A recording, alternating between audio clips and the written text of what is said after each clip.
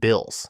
In 2023, the Buffalo Bills were riding high as one of the AFC's most talented teams, but behind the scenes, their front office was imploding. The controversy centered around two senior-level executives, Ron Raccuia, Executive Vice President and COO, and Jeff Littman, the team's CFO. Both were abruptly dismissed by ownership, and it wasn't initially clear why. But as details leaked, reports revealed that the two men were involved in an inappropriate romantic relationship with the same woman during a team trip to London. The scandal quickly escalated. The relationship allegedly crossed professional lines, creating a toxic work environment that violated team policies.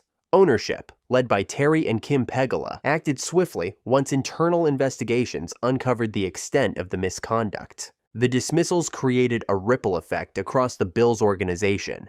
These weren't minor staffers. Raccuia had been heavily involved in the planning of the new stadium, and Littman had been part of the team's financial leadership for decades. Their exits forced a mid-season leadership shuffle in one of the league's most stable franchises, Dolphins. In 2013, the Miami Dolphins were at the center of one of the most disturbing scandals in recent NFL history, a case of workplace bullying that exposed a toxic culture inside the locker room. The controversy revolved around veteran offensive lineman Richie Incognito and second-year tackle Jonathan Martin. Martin suddenly left the team mid-season, citing emotional distress. Soon after, a series of text messages and voicemails surfaced, and they were damning. Incognito had allegedly targeted Martin with racial slurs, threats, and relentless verbal abuse. One voicemail included Incognito calling Martin a racial epithet and threatening to kill him. What followed was an NFL-led investigation that concluded the Dolphins' locker room was deeply dysfunctional,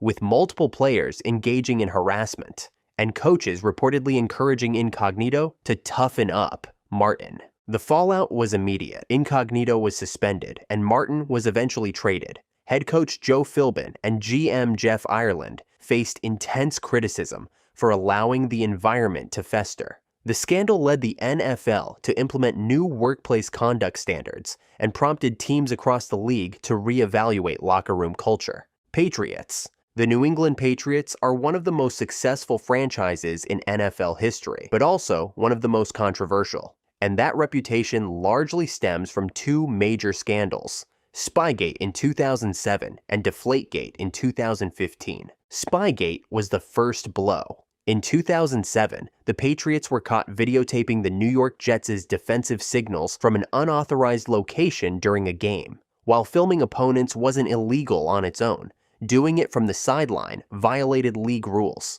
Head coach Bill Belichick was fined $500,000. The largest ever for a coach, and the team lost a first-round draft pick. The NFL destroyed the tapes, leading to criticism about transparency and fueling conspiracy theories about how far the Patriots' surveillance went. 8 years later, Deflategate reignited the fire. During the 2014 AFC Championship game, the Patriots were accused of using underinflated footballs, which can be easier to grip and throw, against the Indianapolis Colts. The NFL's investigation concluded that Tom Brady was generally aware of a scheme to deflate the balls. He was suspended for 4 games, and the team was fined $1 million and lost 2 draft picks. Both scandals left a permanent stain on the franchise's legacy in the eyes of many fans. Critics labeled them cheaters, while defenders argued they were being targeted for their dominance. By the way, I'm going to be posting a lot here, so it would mean a lot if you subscribed and dropped a like for the algorithm.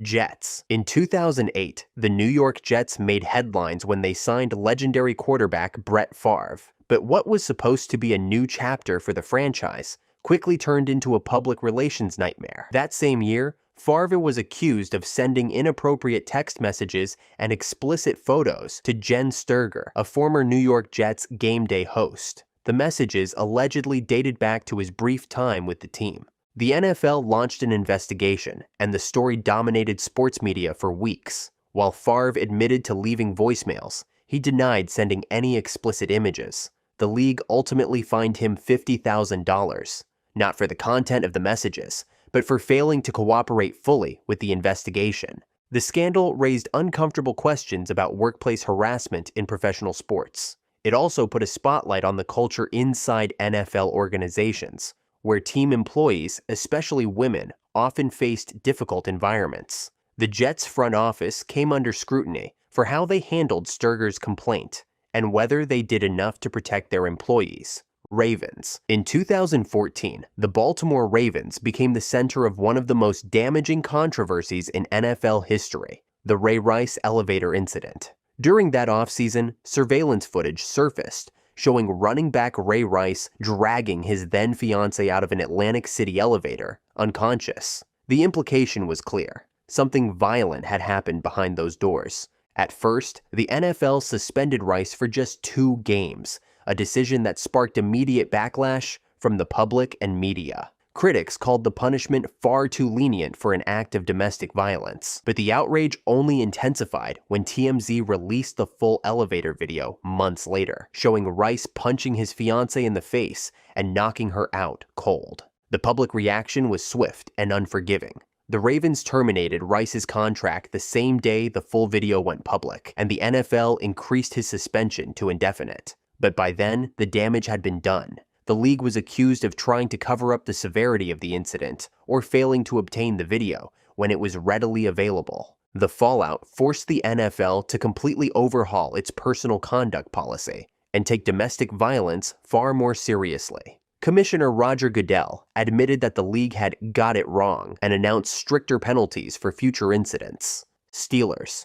In the late 2000s, the Pittsburgh Steelers found themselves in the middle of a public relations crisis involving their franchise quarterback, Ben Roethlisberger. In March 2010, Roethlisberger was accused of sexual assault by a 20-year-old college student in a Georgia nightclub. It was the second such allegation against him in under a year, following a civil suit filed in Nevada in 2009. Though criminal charges were never filed, the details of the investigation sparked widespread media coverage and concern about Roethlisberger's behavior. The NFL suspended him for 6 games, later reduced to 4, for violating the league's personal conduct policy, despite no legal conviction.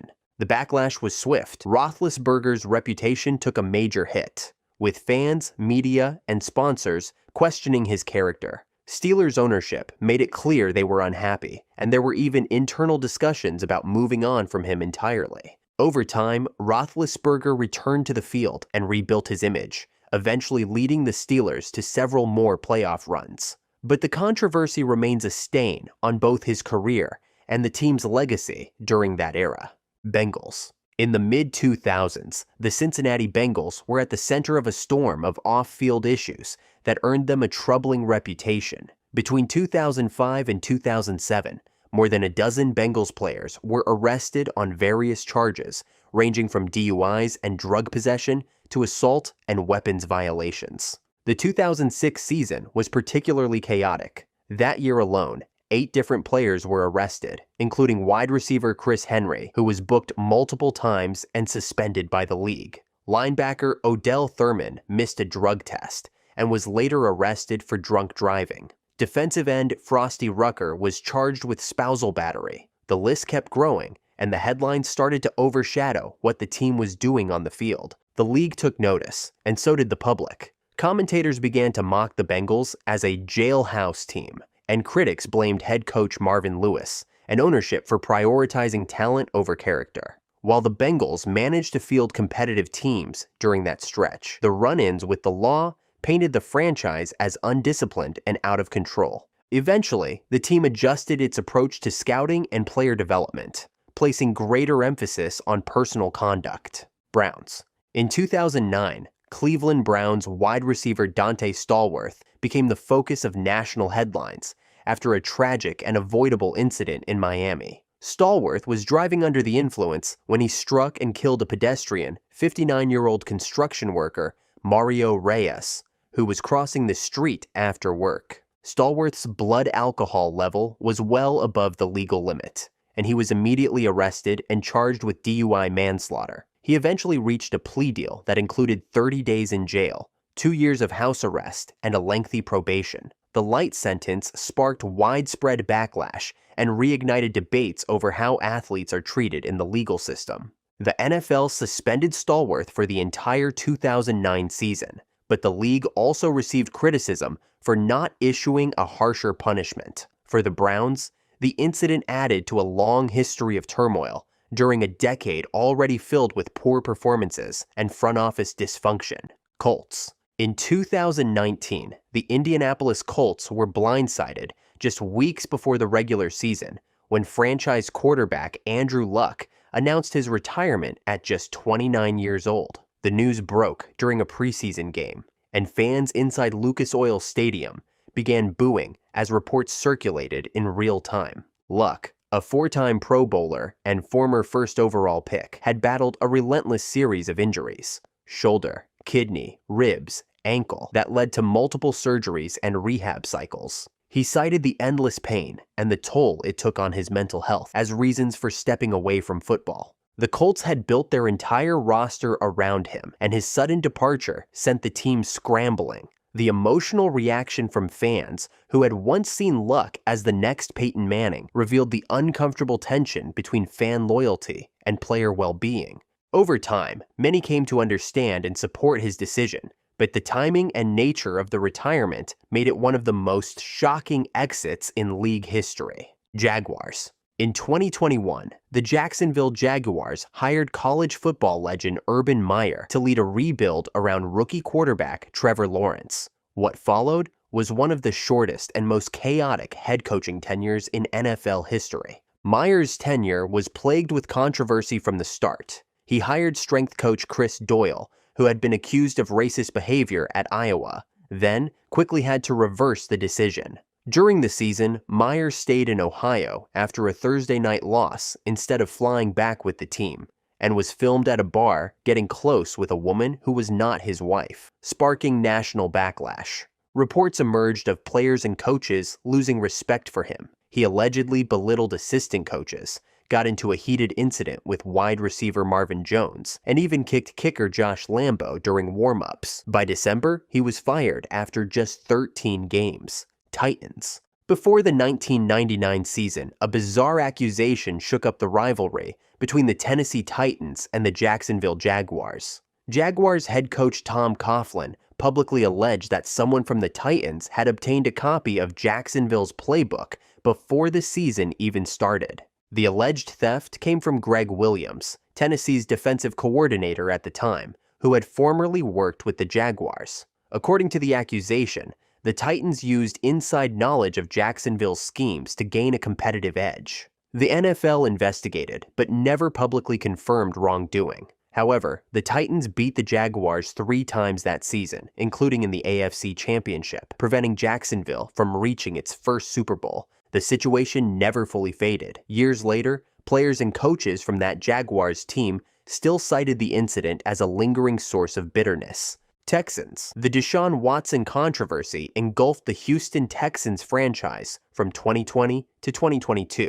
What began as a standoff between the star quarterback and the front office over personnel decisions quickly spiraled into one of the most high-profile off-field sagas in NFL history. In early 2021, Watson requested a trade. Shortly after, more than 20 women filed lawsuits accusing him of inappropriate conduct during massage sessions. The allegations triggered both civil litigation and a criminal investigation. Watson denied all wrongdoing, and while grand juries declined to indict him criminally, the NFL suspended him for 11 games for violating the league's personal conduct policy. The Texans, meanwhile, were pulled into the legal chaos.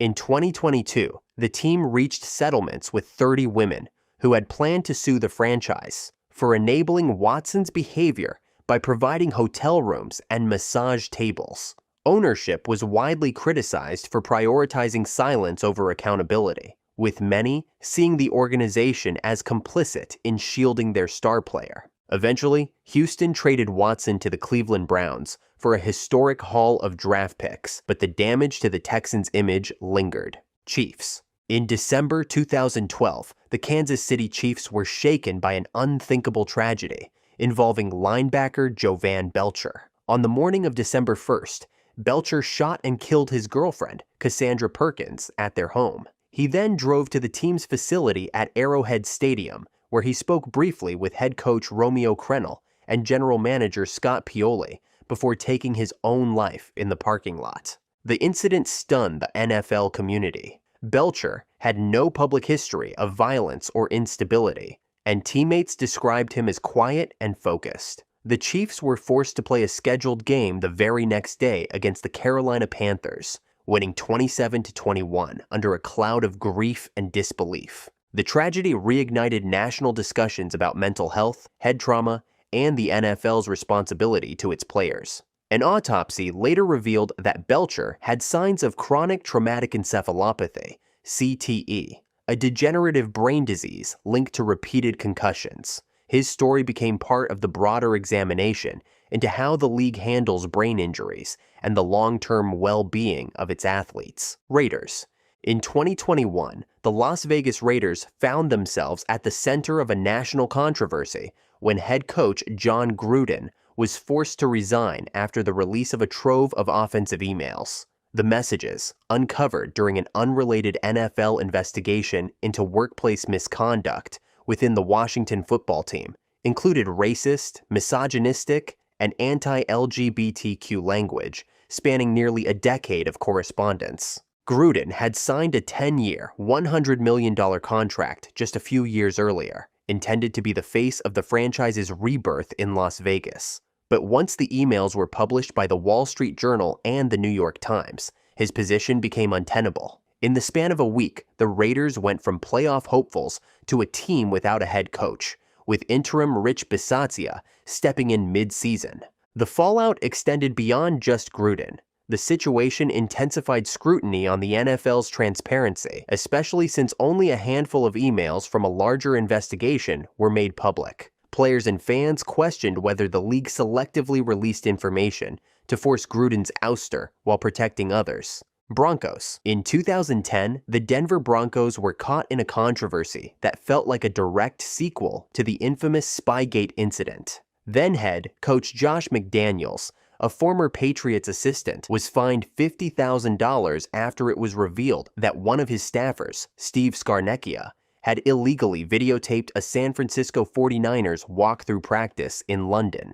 The practice was held the day before the two teams were scheduled to play at Wembley Stadium. Scarnecchia, the team's director of video operations and also a former Patriots employee, filmed the walkthrough without McDaniels' knowledge, according to the NFL's investigation. But McDaniels failed to report the incident to league officials when he found out, which triggered the punishment. The NFL made it clear that the failure to report was a serious violation, regardless of whether the footage was ever used. The timing of the scandal couldn't have been worse. McDaniels was already under pressure due to the team's poor performance and questionable personnel decisions, including trading away stars like Jay Cutler and Brandon Marshall. The videotaping incident became the final straw.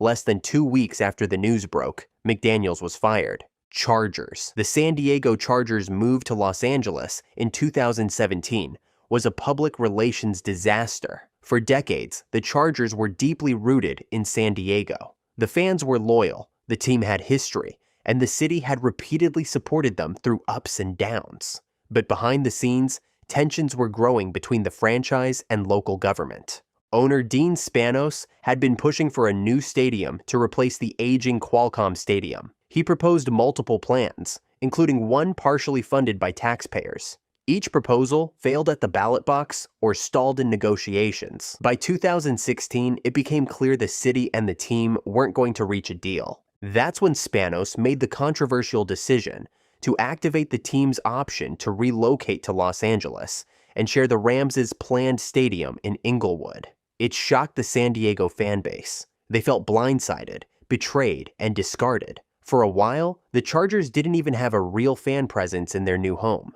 Games at the temporary StubHub Center often looked like away matchups, filled with fans of visiting teams. Rams. In 2016, the St. Louis Rams officially relocated back to Los Angeles, but the process behind that move led to one of the biggest legal and financial controversies in NFL history. Owner Stan Kroenke had promised to work with the city of St. Louis on a new stadium project to keep the team in Missouri. However, while those negotiations were underway, Kroenke secretly purchased land in Inglewood, California, and developed plans for what would become SoFi Stadium. The city of St. Louis felt blindsided. They had invested time and money into trying to keep the team, even proposing a publicly supported $1.1 billion stadium project on the riverfront. Despite those efforts, Kroenke and the NFL approved the move to Los Angeles, citing financial benefits and market size. St. Louis sued the NFL and the Rams, accusing them of fraud, breach of contract, and deception in the relocation process. The league fought the lawsuit for years, but eventually settled in 2021. The total payment, $790 million. It was one of the largest legal settlements the league has ever faced, and it exposed the internal politics and backroom dealings that often shape major NFL decisions. Cardinals. In 2018, Arizona Cardinals general manager Steve Keim was arrested for extreme DUI after being pulled over just days before the 4th of July. He registered a blood alcohol content over 0.15, which under Arizona law carries mandatory penalties, including jail time. Keim publicly apologized and was suspended for 5 weeks and fined $200,000 by the team. But the controversy didn't end there. During his suspension, the Cardinals reportedly used burner phones to keep in contact with Keim, a direct violation of the NFL's disciplinary policy. The team never publicly confirmed or denied the burner phone allegations, but the reports raised serious questions about internal accountability and whether the organization respected the terms of its own punishment. Falcons. In 2007, Michael Vick, the star quarterback of the Atlanta Falcons and one of the most electrifying athletes in football, was indicted on federal charges related to a dogfighting operation. The investigation revealed that Vick had financed and participated in Bad News Kennels, a brutal dogfighting ring based out of Virginia. The details were horrifying. Dogs were trained to fight, abused, and in many cases killed if they didn't perform. The indictment painted a disturbing picture of organized cruelty, and the backlash was immediate. Vick was suspended indefinitely by the NFL, and the Falcons were left in crisis. He eventually pleaded guilty to federal felony charges and was sentenced to 23 months in prison. The Falcons voided his $130 million contract and absorbed a massive salary cap hit. They were forced to start over without their franchise quarterback, who had once been the face of not just the team, but of Atlanta sports entirely. The scandal raised questions about character, accountability, and the culture surrounding professional athletes. The NFL reevaluated how it handled off-the-field conduct, and animal rights advocates used the moment to push for tougher laws against animal cruelty. Panthers. In 2017, Carolina Panthers owner Jerry Richardson came under intense scrutiny following a bombshell report by Sports Illustrated detailing multiple accusations of workplace misconduct. The allegations included sexual harassment and the use of racial slurs directed at team employees. It was also revealed that the organization had paid out confidential settlements to keep the complaints quiet, raising serious concerns about a culture of silence within the franchise. The NFL launched an official investigation into Richardson's behavior, which uncovered enough damning evidence that he stepped down as team owner before the inquiry was even completed. Amid mounting pressure, Richardson announced he would sell the team at the end of the season. That announcement came on the same day the league took over the investigation, signaling how serious the matter had become. David Tepper, a billionaire hedge fund manager and former minority owner of the Steelers, eventually purchased the Panthers for $2.275 billion, then a record sale price for an NFL franchise. Richardson's statue, once proudly displayed outside Bank of America Stadium, was quietly removed a few years later under the guise of public safety during national protests, but many saw it as a final reckoning. 49ers. In the late 1990s, the San Francisco 49ers were rocked by a federal investigation into team owner Eddie DeBartolo Jr. and his ties to political corruption.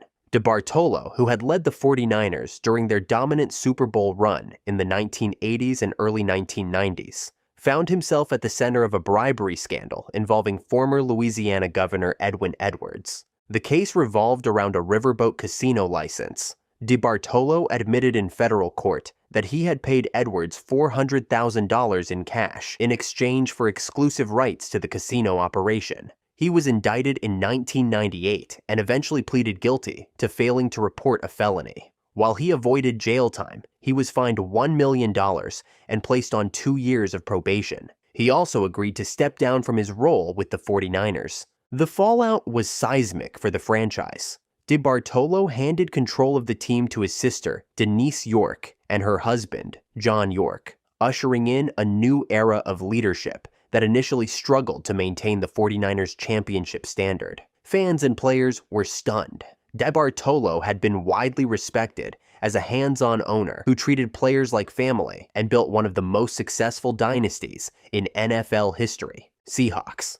The Seattle Seahawks' most infamous controversy came not off the field, but at the 1-yard line of the biggest stage in sports, Super Bowl 49. With less than a minute remaining, trailing the New England Patriots 28-24, the Seahawks had the ball on 2nd and goal from the 1-yard line. Marshawn Lynch, one of the most powerful running backs in the league, stood in the backfield. Everyone expected a handoff. Instead, quarterback Russell Wilson dropped back and threw a slant. Patriots rookie Malcolm Butler jumped the route and intercepted the pass, sealing the win for New England and denying the Seahawks a second straight Super Bowl title. The decision instantly became one of the most debated play calls in NFL history. Fans, analysts, and even Seahawks players questioned why the team passed the ball instead of handing it to Lynch. The moment not only cost Seattle a championship, it fractured the locker room. Over the years, several players voiced their frustration. Rumors spread that internal rifts developed between the offense and defense, and that trust in the coaching staff was never fully repaired. Some even speculated that the decision was made to make Wilson the hero instead of Lynch, which only fueled tensions. The aftermath lingered for seasons. Key players from the legendary Legion of Boom defense eventually departed, and the team never returned to the same level of dominance. Cowboys. In 2015, a bombshell incident occurred behind closed doors at AT&T Stadium that would remain largely hidden from the public for years. Richard Dalrymple, the Dallas Cowboys' longtime senior vice president of public relations, was accused of using his security credentials to enter the cheerleaders' locker room while they were changing. According to the allegations, he positioned himself behind a partial wall and secretly watched the women undress. 4 cheerleaders, all members of the squad at the time, reported the incident to team officials. Rather than escalate the matter publicly or involve the league, the Cowboys conducted what they described as an internal investigation. Months later, the team quietly reached a $2.4 million settlement with the cheerleaders, which included non-disclosure agreements that prevented them from discussing the incident. Despite the seriousness of the accusation, Dalrymple remained in his role for another 7 years. But that wasn't the only accusation. During the 2015 NFL Draft, a fan alleged that Dalrymple was caught using his phone to take inappropriate photos of Jerry Jones's daughter, Charlotte Jones Anderson, while she was seated in front of him. Although the team denied any wrongdoing, and Dalrymple claimed the allegations were false, the fan had raised concerns with league officials. Dalrymple abruptly retired in 2022, just weeks before ESPN broke the story. The timing fueled even more speculation. The Cowboys' handling of the matter was sharply criticized. Critics accused the team of prioritizing reputation over accountability and burying a serious issue beneath layers of legal protection. Giants. Few franchises in NFL history have been as storied as the New York Giants, but even their legacy includes shadows. Among the darkest chapters was the prolonged off-field controversy surrounding Hall of Fame linebacker Lawrence Taylor. Widely regarded as one of the most dominant defensive players in football history, Taylor's brilliance on the field was rivaled by a chaotic and troubling personal life. Throughout the 1980s and early 1990s, Taylor was repeatedly involved in drug-related incidents. He admitted to using cocaine during his career, including before games, and failed multiple NFL drug tests. In 1988, he was suspended for 30 days for substance abuse violations. Despite the disciplinary action, the league's response at the time was criticized for being too lenient given his star status. Fans and analysts debated whether the NFL turned a blind eye to protect one of its biggest names. But the issues didn't stop after his playing days. In retirement, Taylor faced several legal issues, including a 2010 arrest on charges related to an incident involving a minor. Though he ultimately pleaded guilty to lesser charges and avoided jail time, the case further complicated his public image and legacy. Eagles. The Philadelphia Eagles' most public and polarizing controversy in recent memory centered around wide receiver Riley Cooper. In 2013, during a country music concert, Cooper was caught on camera using a racial slur in a heated outburst. The video quickly went viral, igniting backlash from fans, media, and players across the league. For a franchise with a diverse locker room and passionate fan base, the incident was both embarrassing and divisive. Internally, the Eagles faced a crisis. Many of Cooper's black teammates expressed anger and disappointment, and there was concern the locker room dynamic had been irreparably damaged. The organization fined Cooper and excused him from team activities temporarily, but they did not release him. Instead, they brought him back later that season and even signed him to a contract extension in 2014. That decision was heavily criticized. To many, it felt like performance had been prioritized over accountability. The fact that Cooper's best statistical season came immediately after the incident only fueled the controversy further. While the team tried to present a united front, the episode left a lingering discomfort within the organization and its fan base. Lions. The biggest controversy in Detroit Lions history dates back to 1963 and involved one of the NFL's earliest major gambling scandals. The scandal centered around two prominent Lions players at the time, defensive tackle Alex Karras and Packers running back Paul Hornung, both of whom were accused of betting on NFL games, including ones involving their own teams.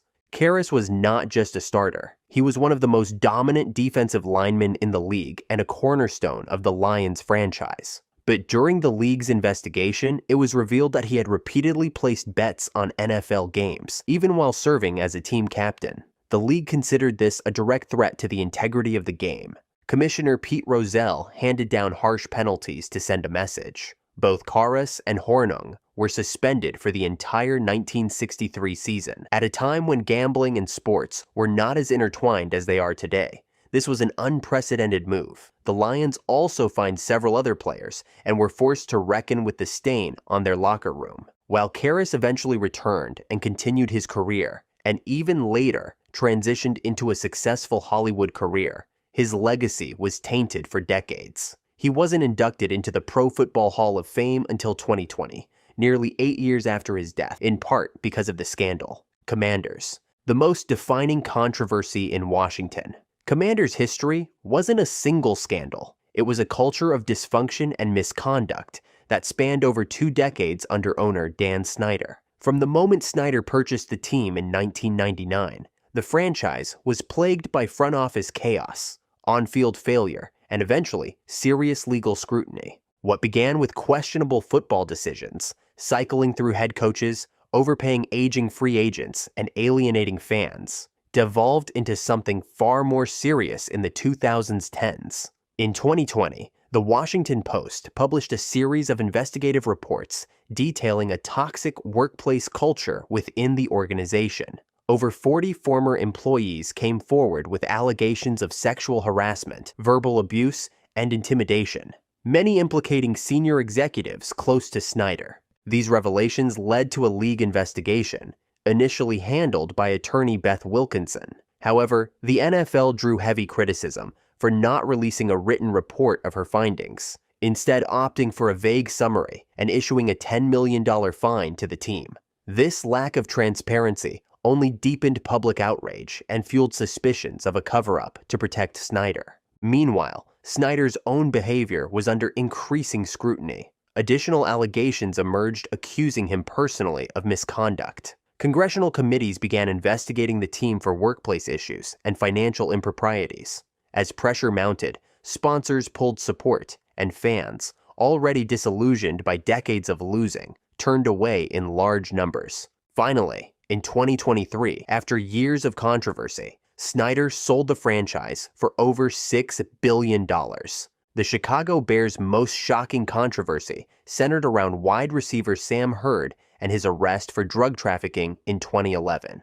At the time, Hurd wasn't a star on the field. He was a role player with modest stats. But what made the story headline-grabbing was the magnitude of the charges and how it blindsided the league. Just months into his 3-year contract with the Bears, Hurd was arrested in a sting operation at a Chicago steakhouse. According to federal agents, he attempted to purchase large quantities of cocaine and marijuana to distribute across the country. He allegedly told undercover officers he was already distributing 4 kilograms of cocaine per week and needed a supplier to keep up with demand. He even reportedly asked if they could handle 1,000 pounds of marijuana and 5 to 10 kilograms of cocaine per week going forward. The scale of Hurd's ambition was what stunned everyone. This wasn't a personal use case or a one-time deal. Prosecutors claimed Hurd was trying to operate a nationwide drug ring while playing in the NFL. The league quickly distanced itself, and the Bears released him the day after his arrest. In court, things only got worse. Text messages, recorded meetings, and informant testimonies painted Hurd as deeply involved in organized drug trafficking. He eventually pleaded guilty and was sentenced to 15 years in federal prison. Packers. The biggest controversy in Green Bay Packers history dates back to 1921 and 1922, when the team was caught using ineligible players under false names. It may sound tame by today's standards, but at the time, it nearly got them kicked out of the league permanently. In 1921, the Packers joined what would become the NFL under founder Curly Lambeau, but they were a small market team with limited resources and struggled to compete against better-funded clubs. So, they bent the rules. Lambeau arranged for several college players to suit up under assumed identities, essentially forging names on the roster, so they could play professionally while keeping their college eligibility intact. The league discovered it and wasn't amused. The NFL immediately stripped Green Bay of its franchise rights. For a moment, it looked like the Packers would be just another failed early football experiment. But in 1922, the team reorganized under a new name, Green Bay Athletic Club, and paid a $50 re-entry fee to be reinstated. It worked. They were allowed back into the league, and they've been a cornerstone franchise ever since. Vikings. The biggest controversy in Minnesota Vikings history unfolded in 2005 and became infamously known as the Love Boat Scandal. On October 6th of that year, several Vikings players chartered 2 boats on the Lake Minnetonka for what was supposed to be a private party. But what happened on those boats turned into a full-blown national scandal. According to reports and later police investigation, the party involved hired escorts from out of state, public sexual acts, and behavior so outlandish that the boat's crew members had to cut the trip short and call law enforcement.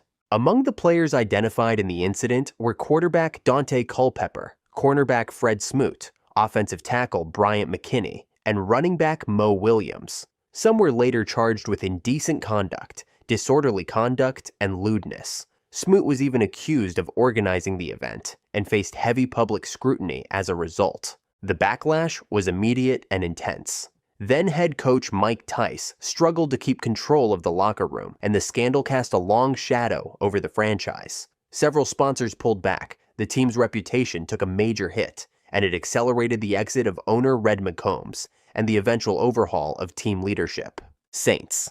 The biggest controversy in New Orleans Saints history is unquestionably the Bountygate scandal of 2012. A saga that rocked the NFL and changed the way the league approached player safety. The scandal centered around a bounty program run by defensive coordinator Greg Williams from 2009 to 2011. The program financially rewarded defensive players for injuring opponents and knocking them out of games. Hitting a quarterback so hard that he left the field, that could earn a player up to $1,500. The more damage, the higher the payout. The NFL launched an investigation and confirmed that not only did the bounty system exist, but that head coach Sean Payton and general manager Mickey Loomis were aware of it and failed to stop it. Even after initial warnings from the league, the Saints continued the program behind the scenes, further deepening the controversy. The punishment was historic. Head coach Sean Payton was suspended for the entire 2012 season, the first time in NFL history a coach received such a penalty. Greg Williams was suspended indefinitely,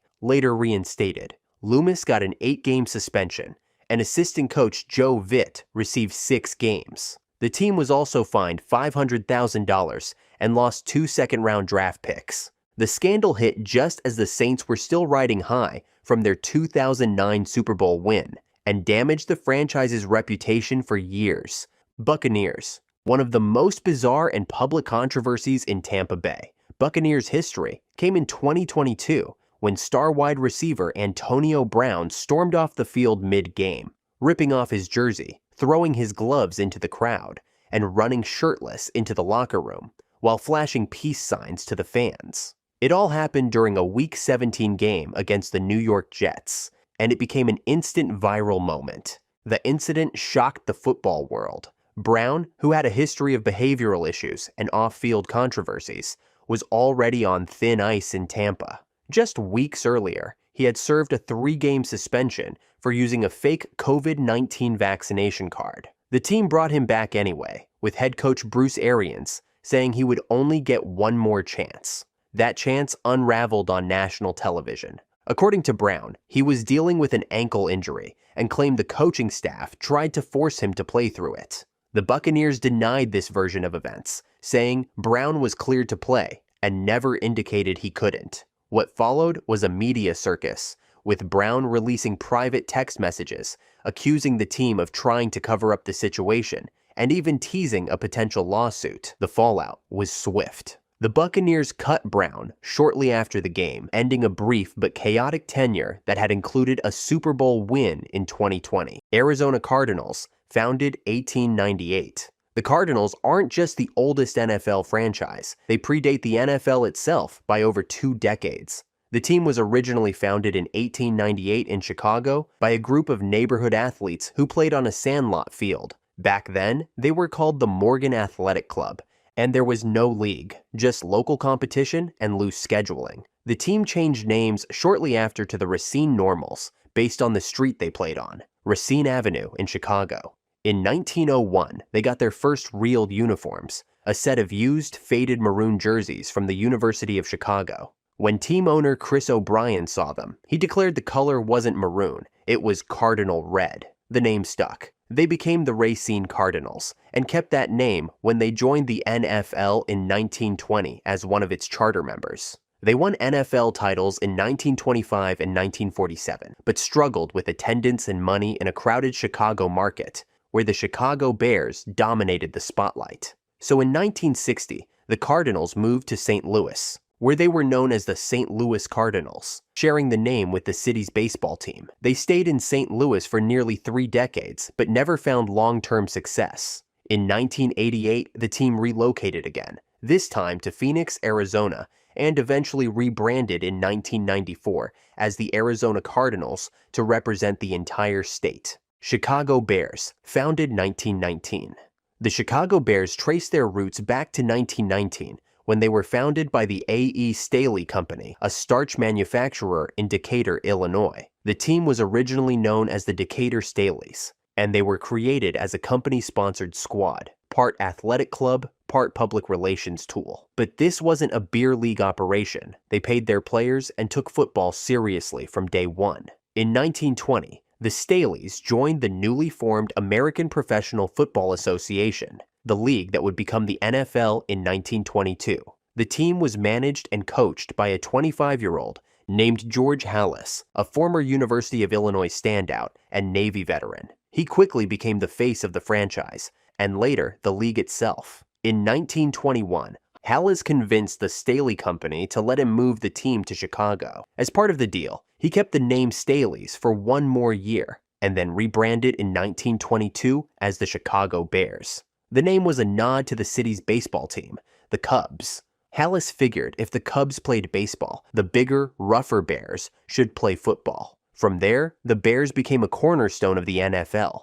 They won their first league title in 1921, then added 8 more championships before the Super Bowl era. They were known for hard-nosed, ground-and-pound football, exemplified by the legendary Bronco Nagurski, and later by the revolutionary T-formation offense, which Halas helped pioneer in the 1940s. Under Halas, the Bears became a dynasty and helped stabilize the NFL during its early, volatile years. Halas coached the team for 40 seasons, won 324 games, and left behind a legacy that still shapes the league. Green Bay Packers. Founded 1919. The team was founded in 1919 by Curly Lambeau and George Calhoun, two former high school teammates who wanted to start a semi-pro team in their hometown of Green Bay, Wisconsin. Lambeau worked for the Indian Packing Company, which agreed to fund the team with $500 for uniforms and equipment. In exchange, the team would be named after the company. That's how the name Packers was born. In 1921, the Packers joined the NFL. They were almost immediately kicked out for using college players illegally, but were reinstated the same year, marking the true beginning of what would become the third oldest franchise in the league. The Packers faced unique challenges. Green Bay was, and still is, the smallest market in major professional sports. Most early NFL teams were folding or relocating to larger cities, but the Packers survived thanks to something no other team had: community ownership. In 1923, the team was reorganized as a nonprofit, publicly owned corporation, funded by local fans and businesses. That model still exists today, with over 500,000 shareholders who collectively own the team. It's the only structure of its kind in American sports. Under Curly Lambeau, the Packers became a powerhouse in the 1920s and 30s, winning 6 NFL championships. In the 1960s, under legendary coach Vince Lombardi, they added 5 more, including victories in the first 2 Super Bowls. Their home stadium, Lambeau Field, opened in 1957 and is now considered hallowed ground, a symbol of tradition, loyalty, and frigid playoff games. New York Giants, founded 1925. In the early 1920s, professional football was still considered second class compared to the college game. Most NFL teams were based in small towns like Canton or Rock Island. The league knew that to grow, it needed a presence in the country's biggest city, New York. So in 1925, the NFL awarded a franchise to Tim Mara, a bookmaker and businessman who had never even seen a football game. The price? Just $500. Roughly $8,000 in today's money. He named the team the New York Giants, borrowing the name from the city's already established baseball team, a common move back then.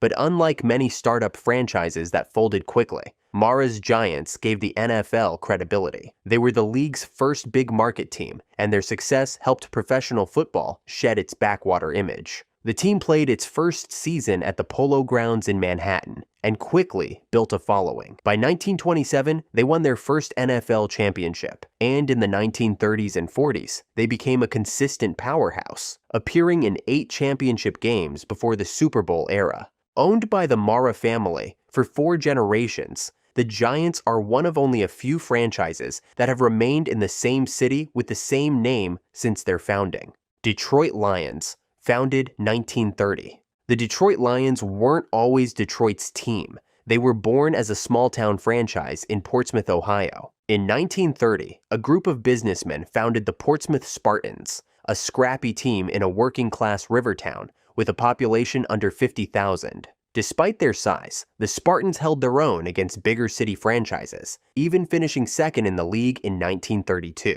That 1932 season ended in a moment that changed NFL history. The Spartans faced the Bears in a postseason showdown at Chicago Stadium, indoors, on an 80-yard field, with dirt and hash marks drawn in chalk. It was the first NFL playoff game, and it led the league to adopt divisional play and a formal championship game starting the following season. But the Great Depression hit small-town teams hard. Portsmouth couldn't financially sustain a pro team, and in 1934, the franchise was bought by Detroit radio executive George A. Richards and moved to Detroit. They were renamed the Lions to align with the Detroit Tigers baseball team, and because, as Richards put it, a lion is the king of the jungle, and we hope to be the kings of the NFL. The move paid off quickly. In their first season in Detroit, the Lions went 10-3 and became a marquee team. They also established one of the NFL's most enduring traditions, the Thanksgiving Day game, which started in 1934 as a promotional idea by Richards, and still continues today. Washington Commanders, founded 1932.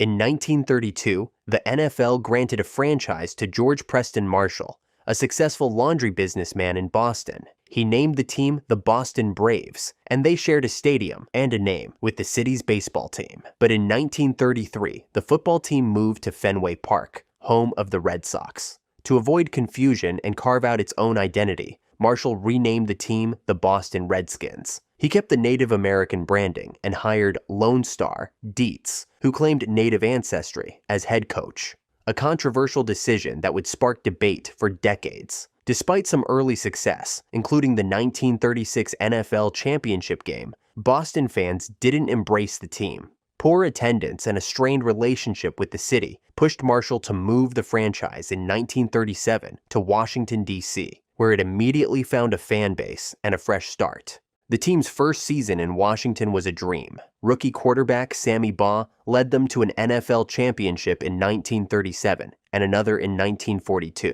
Over the next few decades, Washington became one of the NFL's most popular teams, especially during the televised boom of the 1970s and 80s. Under head coach Joe Gibbs, they won 3 Super Bowls, solidifying their reputation as a powerhouse franchise. However, the team's original name and imagery became increasingly controversial.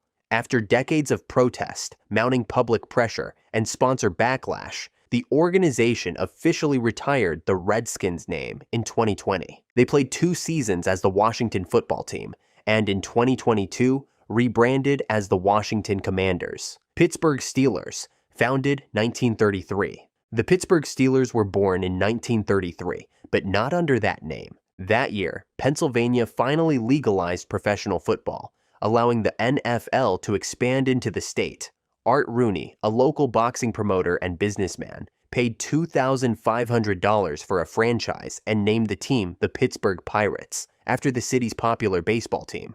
But success didn't come quickly. For the first 7 years, the Pirates were one of the worst teams in the league, cycling through coaches, struggling to find talent, and finishing with a losing record every season. The turning point came in 1940, when Rooney renamed the team the Steelers, a nod to Pittsburgh's identity as the steel capital of the world. World War II caused player shortages, so the Steelers were forced to merge with other teams just to field a roster. In 1943, they became the Steagles after temporarily joining with the Eagles. In 1944, they merged again, this time with the Chicago Cardinals, forming a short-lived and historically terrible team known unofficially as Card Pit. The post-war years were rocky, but the Steelers slowly began to find their footing. Still, it wasn't until the 1970s that the franchise transformed into a powerhouse. Under head coach Chuck Noll, Pittsburgh built a dynasty. They drafted legends like Terry Bradshaw, Joe Green, Franco Harris, Mel Blount, Jack Lambert, and Lynn Swann,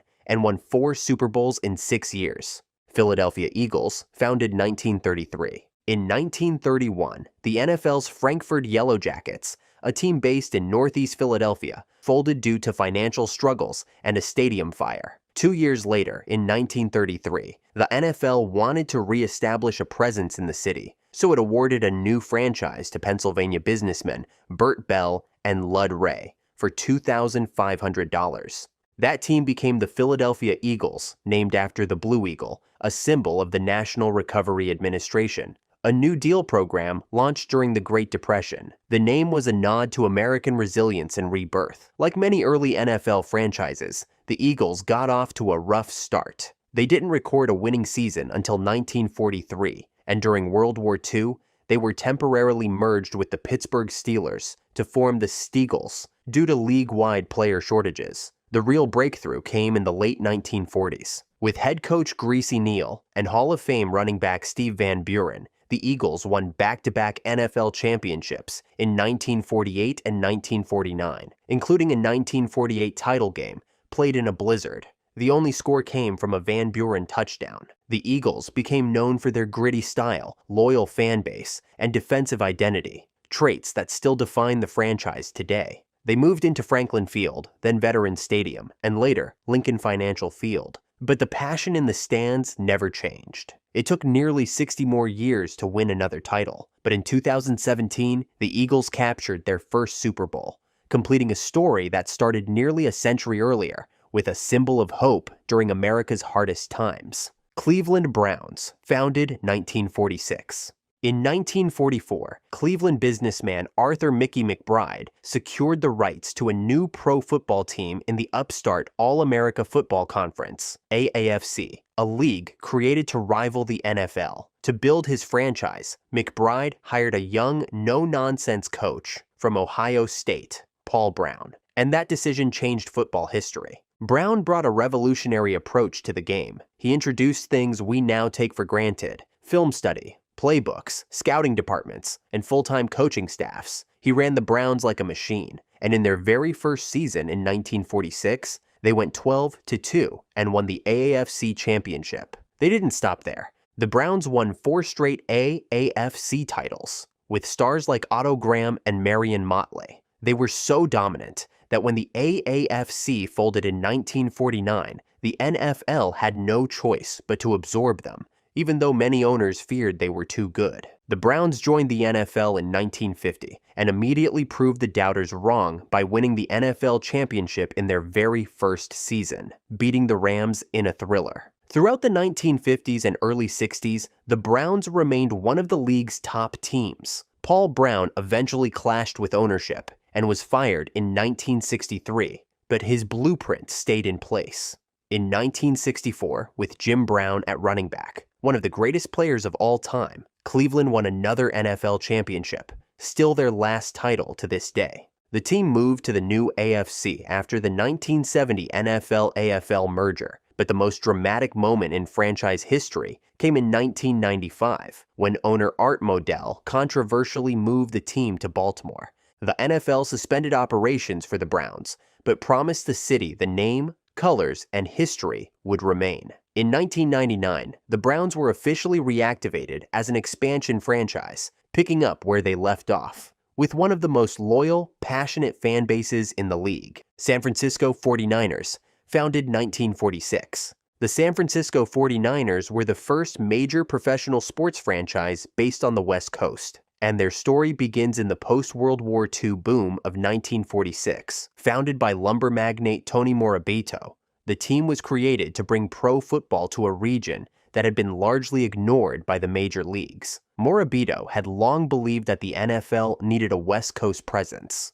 After being rejected multiple times by the NFL, he turned to the newly formed All-America Football Conference, the same league that launched the Cleveland Browns. He was granted a franchise and named the team the 49ers, a tribute to the fortune seekers of the 1849 California Gold Rush, a symbol of risk-taking and adventure that fit perfectly with San Francisco's identity. The team played its first games at Kezar Stadium in Golden Gate Park, and while they were often overshadowed by Paul Brown's powerhouse Browns, the 49ers were competitive and popular right out of the gate. In 1949, when the AAFC merged with the NFL, the 49ers were one of only 3 teams to survive the merger, but early NFL success was slow. For decades, the 49ers were competitive, but never champions. That all changed in the 1980s. The hiring of Bill Walsh in 1979 brought in a new philosophy: the West Coast offense, a short-passing, timing-based system that revolutionized football. With quarterback Joe Montana and later Steve Young, wide receiver Jerry Rice, and a defense anchored by Ronnie Lott, the 49ers became a dynasty. Between 1981 and 1994, they won 5 Super Bowls, cementing themselves as one of the greatest franchises in NFL history. Los Angeles Rams, founded 1936. The Rams' story begins not in California, but in the industrial Midwest. They were founded in 1936 as the Cleveland Rams, joining the NFL as part of the league's slow expansion during the Great Depression. After a few rocky seasons, the franchise found success, winning the NFL championship in 1945, led by quarterback Bob Waterfield. But then, something almost unheard of happened. Just 1 month after winning the title, the team left Cleveland. Owner Dan Reeves saw bigger opportunities out west. With the country emerging from World War II and the population booming in California, he decided to move the team to Los Angeles, making the Rams the first NFL franchise to play on the West Coast. Their new home was the Los Angeles Memorial Coliseum, a massive 90,000-seat stadium that gave the Rams instant visibility. But there was one condition. The Coliseum Commission required the team to be racially integrated if they were to play there. So in 1946, the Rams signed Kenny Washington and Woody Strode, two former UCLA stars, making them the first black players in the modern NFL era, a full year before Jackie Robinson broke baseball's color barrier. That move helped reshape the league's future. Through the 1950s and 60s, the Rams developed a reputation for innovation and star power, with players like Norm Van Brocklin and later the fearsome defensive line known as the Fearsome Foursome. They moved to Anaheim in 1980, but stayed rooted in the Southern California identity. In 1995, the team relocated again, this time to St. Louis, where they'd win Super Bowl 34 with the greatest show on turf, led by Kurt Warner, Marshall Faulk, and Isaac Bruce. But in 2016, the Rams returned to Los Angeles, becoming the centerpiece of the NFL's new Hollywood vision. In 2021, they christened SoFi Stadium with a Super Bowl win, their first in LA, and fully re-established themselves as a West Coast powerhouse, Indianapolis Colts, founded 1953. The origins of the Colts franchise are a bit tangled, involving failed teams, a last-minute revival, and one of the most infamous relocations in NFL history. It starts with Baltimore, a city that had briefly hosted a team called the Colts in the early 1950s. That version of the franchise folded in 1951, but just 2 years later, in 1953, NFL owners approved a new team for Baltimore, using the same Colts name, colors, and fan identity. It wasn't technically the same franchise on paper, but for fans, the reborn Colts were a continuation of their team. Under ownership from Carroll Rosenblum, the Baltimore Colts became one of the league's most respected franchises. They drafted quarterback Johnny Unitas in 1956, and that changed everything. Unitas wasn't just good, he was a revolution. With his poise, arm strength, and leadership, he helped usher in the modern passing game. The Colts' 1958 NFL championship win over the Giants, a dramatic overtime thriller, became known as the greatest game ever played. It helped launch pro football into the national consciousness and made the Colts a household name. The team won NFL titles in 1958, 1959, and 1968, and finally captured Super Bowl V in 1970. But behind the scenes, the team was struggling with financial issues and stadium concerns. After years of disputes with the city of Baltimore, owner Robert Irsay made a controversial decision in 1984. He moved the Colts to Indianapolis and did it literally overnight, using Mayflower moving trucks under the cover of darkness. It became one of the most dramatic and bitter relocations in sports history. Despite the rocky start in Indiana, the Colts rebuilt, slowly. In 2006, they won Super Bowl 41, and even after Manning left, the team struck gold again with Andrew Luck. Buffalo Bills, founded 1960. Buffalo had a brief NFL history in the 1920s, but by mid-century it was without a team. That changed when Ralph Wilson, a Detroit-based businessman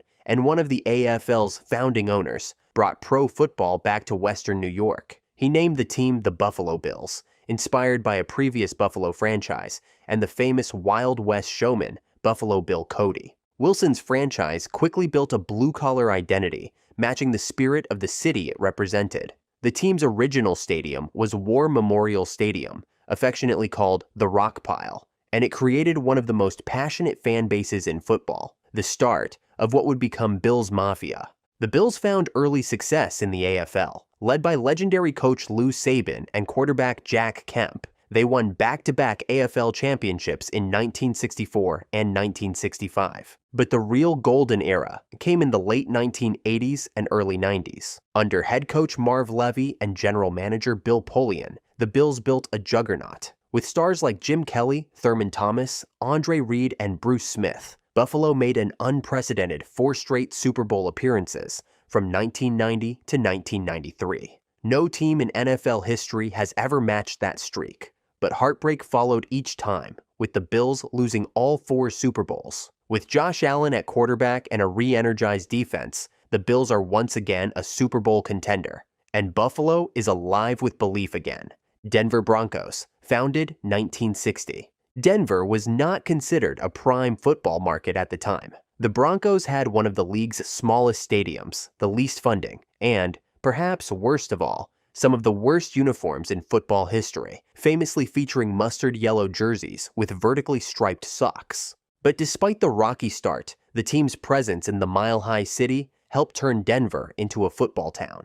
The fans were loyal, even as the team struggled through 10 straight losing seasons after its founding. Things began to shift in the 1970s. The team moved into Mile High Stadium, and the arrival of head coach Red Miller and the legendary Orange Crush defense gave Denver its first identity as a contender. In 1977, the Broncos reached Super Bowl XII, their first appearance.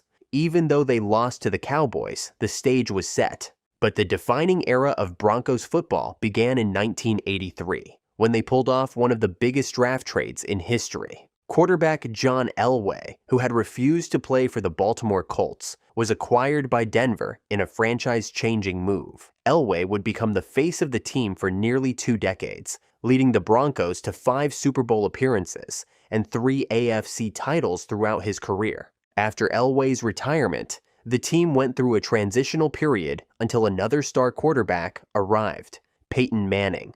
In 2012, Denver signed the future Hall of Famer, and within a few years, the Broncos were once again at the top of the league. Kansas City Chiefs, founded 1960 as Dallas Texans. The franchise we know today as the Kansas City Chiefs actually began as the Dallas Texans, one of the original 8 teams in the American Football League in 1960. The team was founded by Lamar Hunt, the son of a Texas oil tycoon who had been repeatedly denied an NFL franchise. So he created his own league, the AFL, and put a team in Dallas to compete directly with the NFL's new expansion team, the Cowboys. That rivalry couldn't last. Despite early success, including an AFL championship in 1962, the Texans struggled for fan attention in Dallas. So Hunt made a bold decision. He moved the team to Kansas City in 1963 and rebranded them as the Chiefs, a name chosen to honor the nickname of Kansas City Mayor Harold Roe Bartle, who had been instrumental in bringing the team to town. It didn't take long for the Chiefs to become one of the AFL's most successful teams. Under head coach Hank Stram, and with stars like Len Dawson, Bobby Bell, and Willie Lanier, the Chiefs won 3 AFL championships, including a win in the final AFL-NFL championship game before the merger, Super Bowl IV in 1970. Where they upset the heavily favored Minnesota Vikings. That win helped legitimize the AFL as equal to the NFL and solidified Kansas City's place in football history. After that early peak, the Chiefs went into a decades-long drought with few playoff appearances and no Super Bowl trips.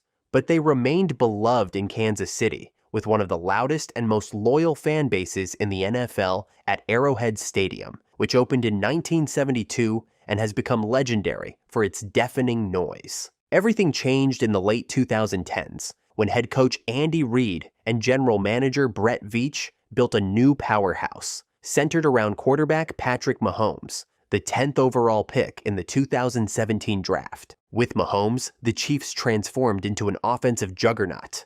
Dallas Cowboys, founded 1960. In the late 1950s, pro football had exploded in popularity across the U.S., but Texas, the heartland of high school and college football, had no NFL franchise. Oilman Clint Murchison Jr. saw an opportunity. He secured the rights to a team in 1960, but there was a catch. The NFL was hesitant to expand into Dallas because the rival AFL had already awarded a franchise there. So Murchison played a brilliant hand. He purchased the rights to the Washington Redskins fight song, Hail to the Redskins, from the composer, who had a grudge against Washington's owner. Then, Murchison used it as leverage. Either approve the Cowboys as a franchise or lose your fight song. It worked. The NFL granted Dallas its first ever team, and the Cowboys were born. From the start, the team had a modern vision. They hired Tom Landry, a former Giants defensive coordinator, known for his stoic presence and innovation. Landry created the flex defense, brought in advanced scouting, and helped establish Dallas as a forward-thinking operation, even if their early years were brutal. The Cowboys went winless in their debut season, but by the late 1960s, they became a juggernaut. They reached 5 Super Bowls in the 1970s, winning 2, and cemented themselves as the most glamorous franchise in the league. By the 1990s, under the flamboyant ownership of Jerry Jones, the Cowboys entered their second dynasty. Behind Troy Aikman, Emmitt Smith, Michael Irvin, and head coach Jimmy Johnson, Dallas won 3 Super Bowls in 4 years, dominating the decade. Nicknamed America's Team due to their nationwide following and iconic star logo, the Cowboys became more than just a football franchise. They were a brand, a symbol of winning, and a cultural touchstone.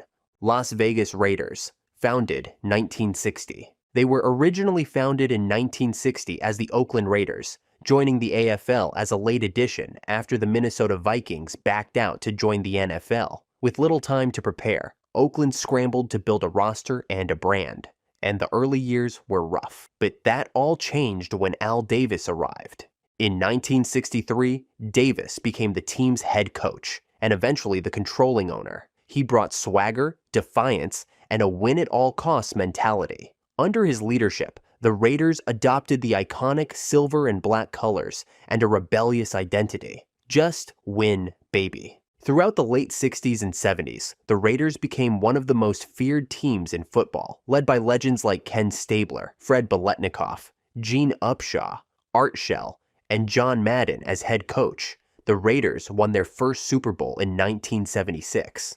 But the Raiders were never stationary for long. In 1982, frustrated with stadium issues in Oakland, Davis moved the team to Los Angeles, becoming the LA Raiders. There, they reached new heights, winning Super Bowl XVIII in 1983 with a dominant performance against Washington. By 1995, the team moved back to Oakland, but the relationship between the franchise and the city never truly healed.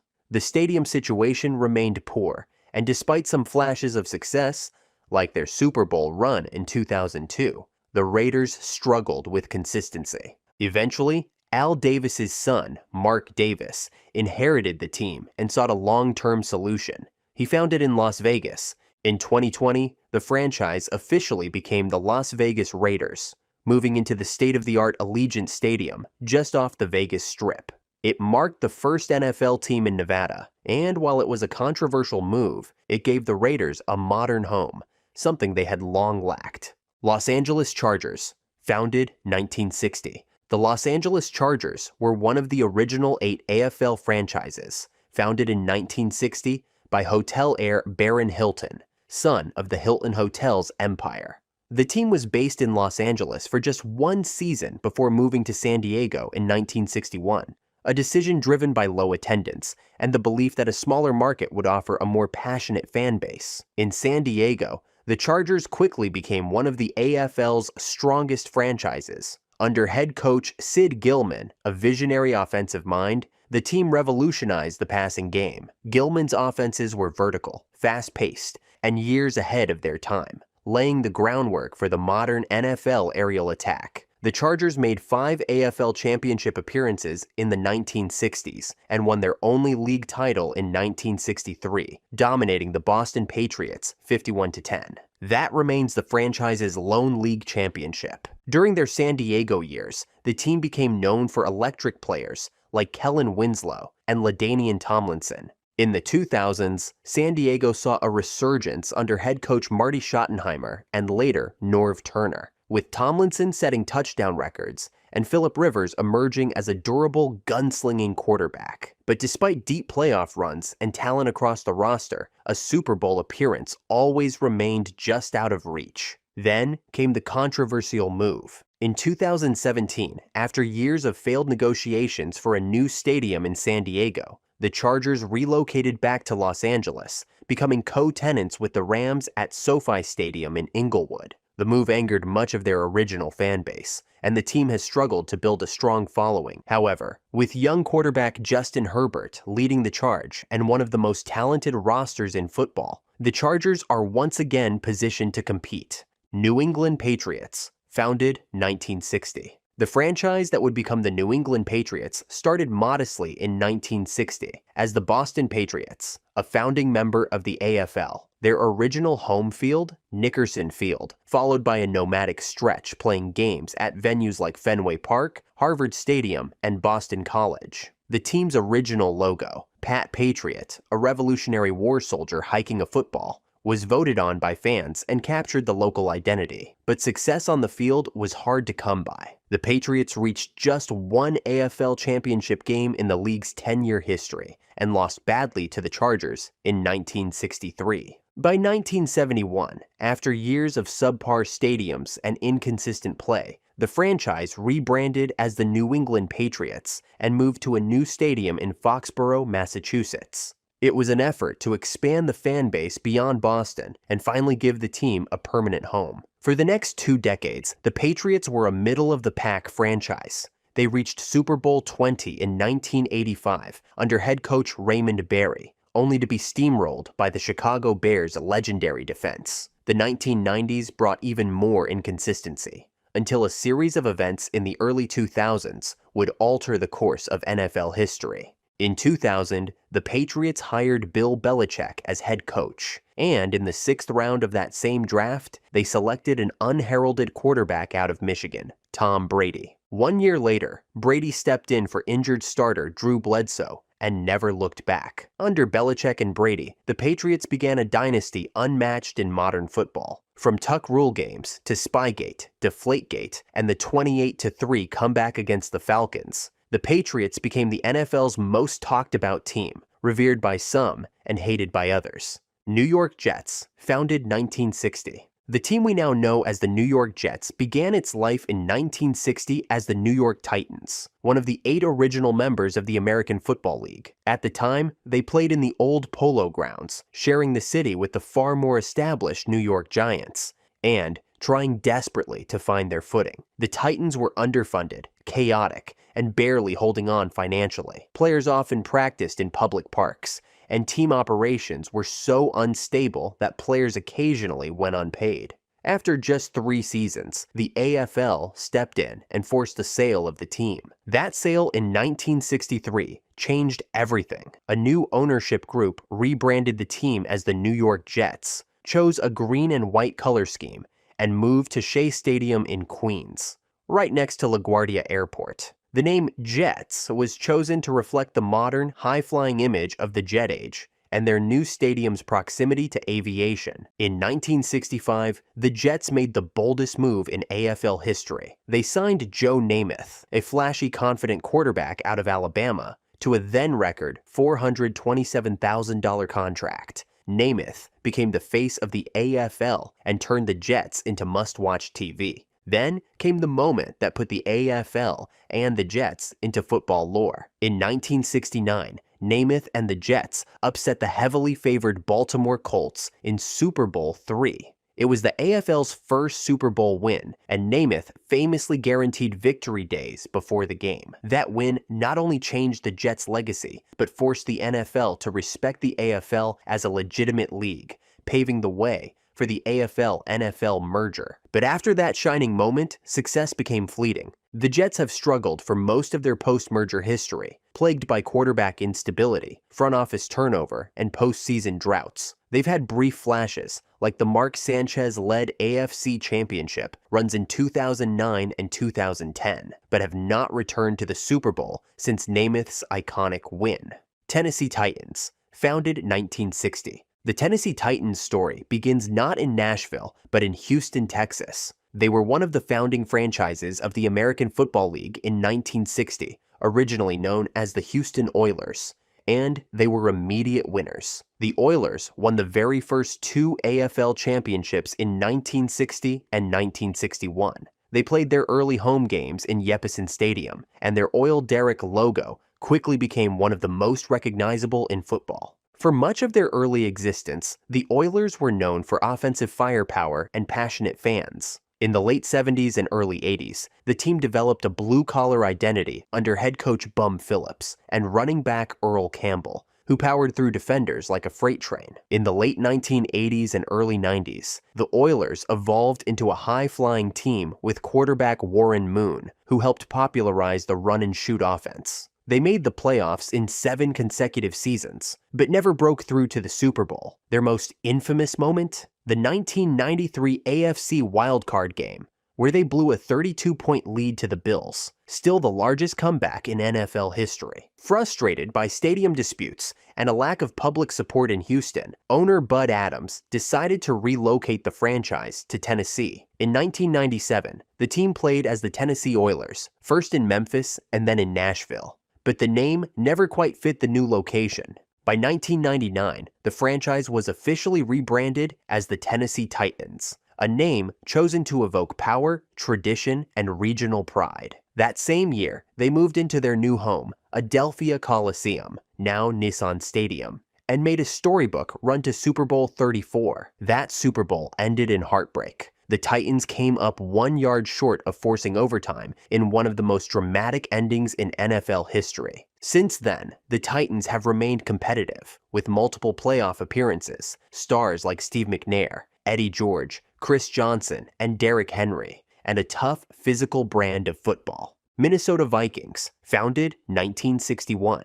The Minnesota Vikings weren't supposed to be an NFL team at all, at least not originally. In the late 1950s, a group of Minneapolis businessmen, led by Max Winter, secured rights to a franchise in the rival American Football League. But just before launching, they were approached by the NFL with a better offer. Join the established league as an expansion franchise. The owners jumped at the chance, withdrew from the AFL, and in 1960 the Minnesota Vikings were officially born, set to begin play the following year. The name Vikings was chosen to reflect the region's strong Scandinavian heritage, a nod to Minnesota's large population of Nordic immigrants and its tough, rugged climate. From day one, the franchise leaned into that identity. Cold weather, grit, and battle-tested football. The Vikings played their first season in 1961 and made an immediate splash by defeating the Chicago Bears in their debut game behind rookie quarterback Fran Tarkenton,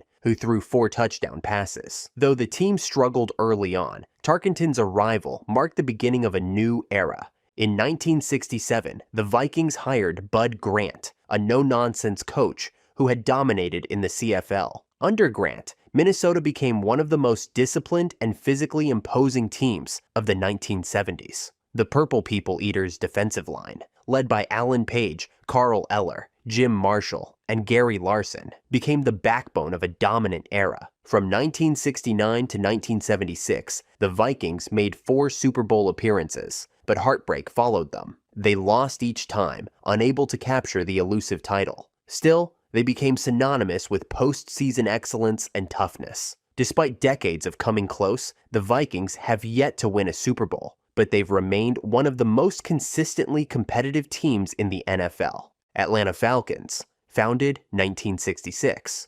The Atlanta Falcons were born out of a bidding war between 2 leagues and became the NFL's first team in the Deep South. In the mid-1960s, the NFL and the AFL were aggressively expanding, racing to plant their flags in untapped markets. Atlanta, one of the fastest-growing cities in the country, became a prime target. Businessman Rankin Smith, an executive with the Life Insurance Company of Georgia, originally planned to purchase an AFL franchise, but the NFL didn't want to lose ground in a city that had just opened the brand new Atlanta Fulton County Stadium, so they stepped in fast. NFL Commissioner Pete Rozelle offered Smith an expansion franchise, and to sweeten the deal, gave him exclusive NFL rights to the entire Southeast. Smith accepted, and in 1965, the Atlanta Falcons were officially awarded. The name Falcons was chosen through a fan contest. The winner, a local school teacher, said the Falcon was proud and dignified, with great courage and fight. That spirit would define the team's identity, even through decades of growing pains. Atlanta's early years were tough. The team didn't record a winning season until 1971, and only made the playoffs once in its first 12 years. In 1998, led by quarterback Chris Chandler, running back Jamal Anderson, and the legendary Dirty Bird celebration, the Falcons shocked the league by going 14-2 and reaching Super Bowl 33. Though they lost to Denver, it marked a turning point. In the 2000s and 2010s, with stars like Michael Vick, Matt Ryan, Julio Jones, and Roddy White, the Falcons became regular contenders. They reached Super Bowl 51 in 2016, only to suffer one of the most infamous collapses in sports history. Miami Dolphins, founded 1966. They were founded by lawyer and politician Joe Robbie and entertainer Danny Thomas, who were awarded an AFL expansion team set to begin play in 1966. At the time, Miami was known more for beaches than football, and many doubted whether a pro team could succeed in a city with no tradition of cold-weather gridiron grit. But the Dolphins didn't just survive, they built a legacy. In their early years, the Dolphins struggled. They wore bright aqua and orange, played in the Orange Bowl, and lost a lot of games. But things changed quickly after the AFL-NFL merger, especially with the hiring of head coach Don Shula in 1970. Shula had already made a name for himself with the Baltimore Colts, and his arrival instantly transformed the Dolphins. He emphasized discipline, fundamentals, and physicality. The turnaround was almost immediate. By 1971, the Dolphins reached their first Super Bowl. By 1972, they made history. That year, Miami won a perfect 14-0 in the regular season, then won all 3 of their playoff games, including Super Bowl VII, to become the only team in NFL history to finish a season undefeated. The 1972 Dolphins went 17-0, a feat that has never been matched. They followed it with another Super Bowl win in 1973. Throughout the 1980s and 90s, the Dolphins remained a contender, thanks largely to the brilliance of quarterback Dan Marino. Drafted in 1983, Marino shattered passing records with his quick release and cannon arm. Though he never won a Super Bowl, he helped turn the Dolphins into a glamorous, must-watch franchise. New Orleans Saints, founded 1967. The New Orleans Saints were born on a day that felt almost scripted. November 1st, 1966, All Saints Day. It was a poetic coincidence that helped inspire the team's name, linking it forever with the city's deep Catholic roots, jazz heritage, and cultural flair. New Orleans had been lobbying for a professional football team for years. The city already had a rich sporting tradition and a population passionate about college football. When the NFL and AFL announced their merger in the mid-1960s, Congress insisted on expanding the league to new markets. That pressure helped fast-track New Orleans into the NFL. The franchise was awarded to businessman John W. Mecom Jr., and the team was officially introduced in 1967. Their black and gold colors symbolize the region's ties to oil, black gold, and wealth, while their fleur-de-lis logo drew directly from French heritage and the city's European influence. But while the Saints' branding was iconic from the start, their play on the field was anything but. New Orleans became known as the lovable losers of the league. In fact, it took 20 seasons before the Saints had their first winning record, not until 1987. The team's early years were marked by heartbreak, bizarre moments, and devoted fans who showed up week after week, even when many jokingly wore paper bags over their heads, calling themselves the Aints. But the true transformation came in the aftermath of Hurricane Katrina in 2005. The Superdome was severely damaged, and the franchise was temporarily relocated. Many questioned whether the Saints would ever return. Then came 2006. New head coach Sean Payton, quarterback Drew Brees, and a rejuvenated city rallied around each other. The Saints returned to New Orleans that season and made the NFC Championship, just 1 year after devastation. 3 years later, in 2009, they completed the dream, winning Super Bowl 44 and delivering the city its first championship. Cincinnati Bengals, founded 1968. The Cincinnati Bengals were founded as part of a strategic master plan, one created by Paul Brown, one of the most legendary figures in football history. By the late 1960s, Paul Brown had already done it all. He had founded and coached the Cleveland Browns, revolutionized the game with film study, playbooks, and organized coaching staffs, and won multiple championships. But after being controversially fired by the Browns in 1963, he wasn't done with football. He was just getting started, again.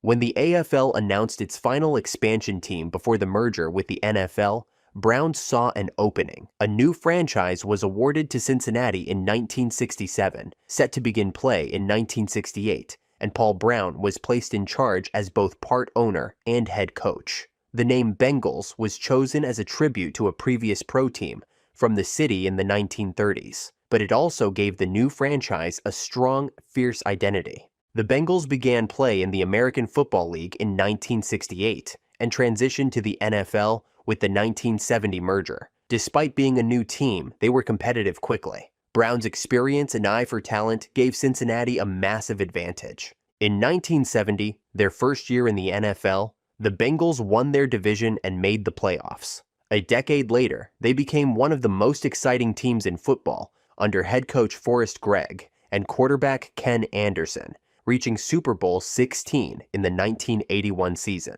Though they lost to Joe Montana's 49ers, the Bengals were now a serious contender. The next few decades brought inconsistency and disappointment, a stretch known painfully by fans as the Bungles era.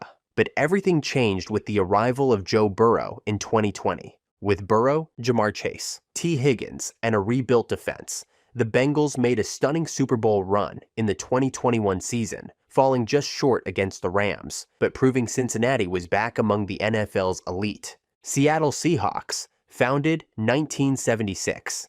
In the 1970s, the NFL was expanding its footprint, and Seattle, a booming port city with no pro football team, emerged as a top target. The league awarded an expansion franchise to a group of Seattle businessmen led by Lloyd W. Nordstrom, the department store heir, in 1974. The team would begin play in 1976, along with the Tampa Bay Buccaneers. The name Seahawks was chosen through a public contest. Out of over 20,000 submissions, Seahawks was selected for its regional relevance and aggressive tone. The name perfectly fit the Pacific Northwest's rugged coastal identity. The Seahawks played their first season at the Kingdom, a concrete dome that echoed with noise and quickly earned a reputation as one of the loudest stadiums in football. The team struggled early on, but by the early 1980s, they were turning heads with young talent and a passionate fan base that would soon become legendary. Seattle's early stars included wide receiver Steve Largent, who would go on to become one of the greatest pass catchers in NFL history. Under head coach Chuck Knox, the Seahawks reached their first AFC championship game in 1983, led by a tough defense and bruising running backs like Kurt Warner. After bouncing between ups and downs for decades, and even switching conferences from the AFC to the NFC in 2002 due to realignment, the franchise's true rise came under head coach Pete Carroll. By the early 2010s, the Seahawks had built one of the NFL's most dominant defenses, nicknamed the Legion of Boom.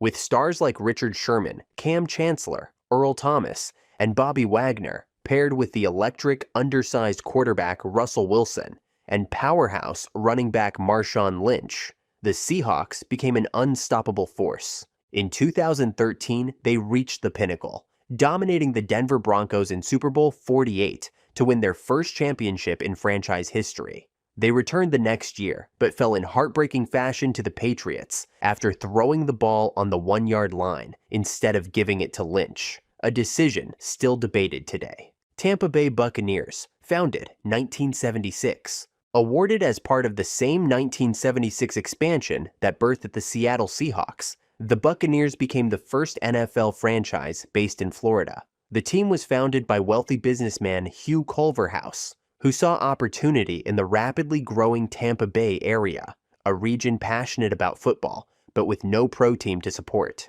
The Bucs' name was inspired by Florida's pirate history, particularly the legend surrounding the pirate Jose Gaspar, who was said to have prowled the Gulf Coast. The team's original mascot, Buccaneer Bruce, and their creamsicle orange uniforms quickly became iconic, and, at times, infamous.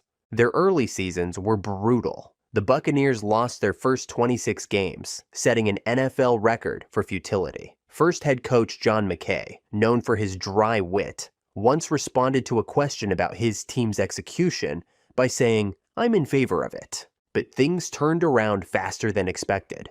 By 1979, just 3 seasons after their first win, the Buccaneers made the NFC Championship game, led by a ferocious defense starring Leroy Selman and a solid run game behind Ricky Bell. Tampa had gone from laughingstock to contender, Unfortunately, success didn't last. The 1980s and early 1990s were filled with instability, poor drafts, and endless coaching changes. The team became synonymous with losing, until everything changed in the late 90s. Under head coach Tony Dungy, the Buccaneers built one of the NFL's most feared defenses. With stars like Warren Sapp, Derek Brooks, John Lynch, and Rondé Barber, they laid the foundation for a winning culture. But it was John Gruden, hired in 2002, who brought it all together. In Super Bowl 37, the Buccaneers demolished the Oakland Raiders with a legendary defensive performance, claiming their first championship. Tampa had finally reached the mountaintop with defense, swagger, and redemption. Fast forward to 2020, and history repeated itself in even grander fashion. The Bucs signed Tom Brady, assembled a veteran-heavy roster, and won Super Bowl 55 in their own stadium, the first team in NFL history to win a Super Bowl at home.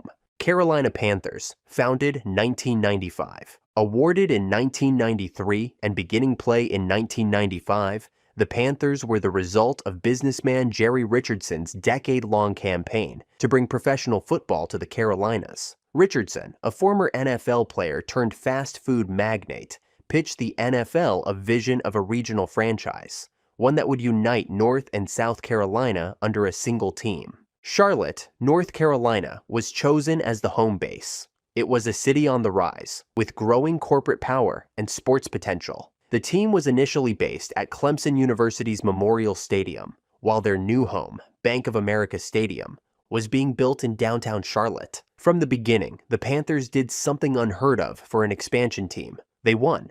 Under head coach Dom Capers, Carolina finished their second season in 1996 with a 12-4 record, winning the NFC West and advancing all the way to the NFC Championship game. It was the fastest rise to prominence in NFL history at the time, and it instantly put the Panthers on the map. The early stars included linebacker Sam Mills, who coined the team's enduring slogan, "Keep Pounding," a mantra that still echoes through the stadium every Sunday. In 2003, they reached Super Bowl 38, narrowly losing to the New England Patriots in one of the most competitive Super Bowls ever played. The next decade brought another defining era, the Cam Newton years. Drafted first overall in 2011, Newton electrified the league with his size, speed, and charisma. In 2015, they went 15-1, steamrolling their way to Super Bowl 50. Newton won NFL MVP, and Carolina became the face of the league for a season. But once again, the story ended in Super Bowl heartbreak, this time to the Denver Broncos.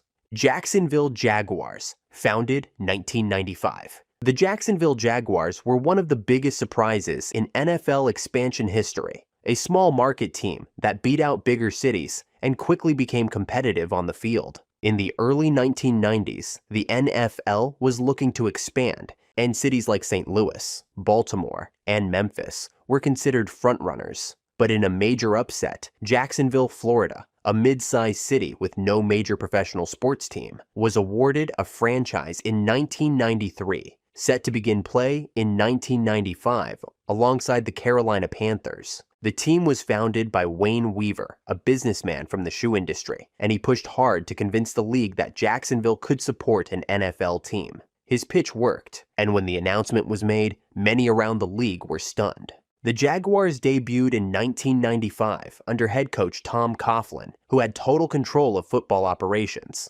Expectations were modest. Most expansion teams take years to build, but Jacksonville broke the mold. By 1996, in just their second season, the Jaguars shocked the league by going 9-7 and making the playoffs. Even more shocking, they upset the Buffalo Bills and Denver Broncos on the road to reach the AFC Championship game. It was one of the most improbable playoff runs ever for such a young team. But after that early burst of success, the 2000s were more difficult. The team struggled with roster turnover, coaching changes, and declining attendance.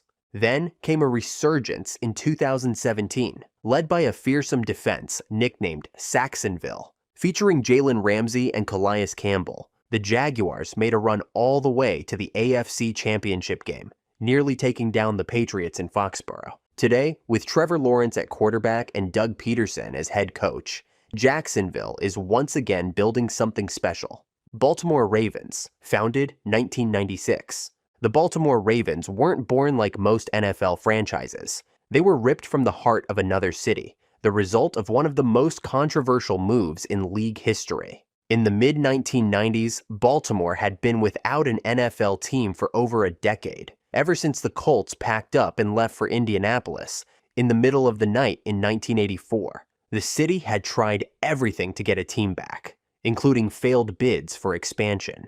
But their second chance came not through the league, but through relocation. In 1996, Cleveland Browns owner Art Modell shocked the football world by announcing he would move the Browns to Baltimore. The backlash was instant. Cleveland fans were furious, the NFL was under pressure, and lawsuits flew from every direction. The compromise? Cleveland would get to keep the Browns' name, colors, and history. Modell would move the players, coaches, and front office to Baltimore, but they would become an entirely new franchise, the Baltimore Ravens. The name Ravens was inspired by Edgar Allan Poe, the famous poet who lived and died in Baltimore, and whose iconic poem, The Raven, became a symbol of the city's literary legacy. From the start, the Ravens built their identity on defense. In 1996, they drafted Jonathan Ogden, a Hall of Fame left tackle, and Ray Lewis, a linebacker, who would become the heart and soul of the franchise. Over the next few years, they added more defensive legends like Ed Reed and Terrell Suggs, crafting one of the greatest units the game has ever seen. By 2000, that defense reached historic levels. The Ravens allowed just 165 points in the entire regular season, the fewest ever in a 16-game season, and rode that dominance to a blowout win in Super Bowl 35, crushing the New York Giants. They would win another Super Bowl in 2012 in the final season of Ray Lewis's legendary career. This time, they were led by quarterback Joe Flacco, who put together a flawless playoff run. In recent years, Baltimore has continued to innovate. In 2018, they drafted quarterback Lamar Jackson, whose electrifying speed and unique play style earned him NFL MVP. Once again, the Ravens had a star and a new era. Houston Texans, founded 2002. The Houston Texans are the youngest franchise in the NFL, but their creation filled a void left by heartbreak. For decades, Houston was home to the Oilers, a proud AFL original team known for stars like Earl Campbell, Warren Moon, and one of the most passionate fan bases in football. But in 1997, after years of stadium issues and declining attendance, the Oilers moved to Tennessee, becoming the Titans. The city was stunned. Houston, a football-mad town, was suddenly without a team. That didn't last long. Enter Bob McNair, a billionaire businessman with a vision. Determined to bring football back to Houston, McNair led a successful bid for an expansion franchise, beating out cities like Los Angeles. The NFL officially awarded Houston a new team in 1999, set to begin play in 2002. The name Texans was chosen to reflect state pride, a tribute to the identity and culture of Texas itself. The team's bull logo, star emblem, and red, white, and blue color scheme all emphasized that this was more than just a football team. It was a Texas brand. The Texans played their first game on September 8, 2002, and made an immediate statement, upsetting the Dallas Cowboys in their franchise debut. Early years were rocky. The team struggled to find stability and suffered through multiple losing seasons. But the pieces started to come together in the late 2000s.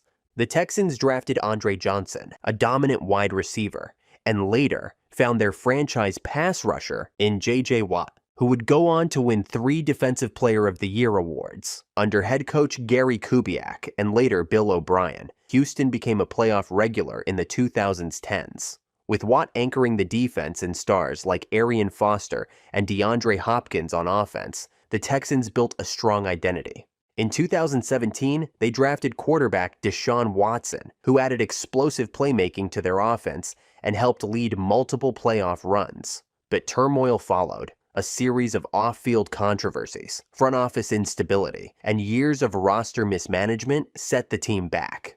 Now, with C.J. Stroud at quarterback and DeMeco Ryans as head coach, the Texans are entering a new era. Stroud's breakout rookie season and the team's rapid turnaround have reignited hope in Houston, proving that even the NFL's youngest team can build something special, fast. Arizona Cardinals, 2018, 3-13. The Arizona Cardinals in 2018 didn't just lose, they disappeared. After a forgettable 8-8 season the year before, the franchise hit the reset button. They hired defensive coordinator Steve Wilks as head coach. They drafted quarterback Josh Rosen 10th overall. Neither lasted more than a year.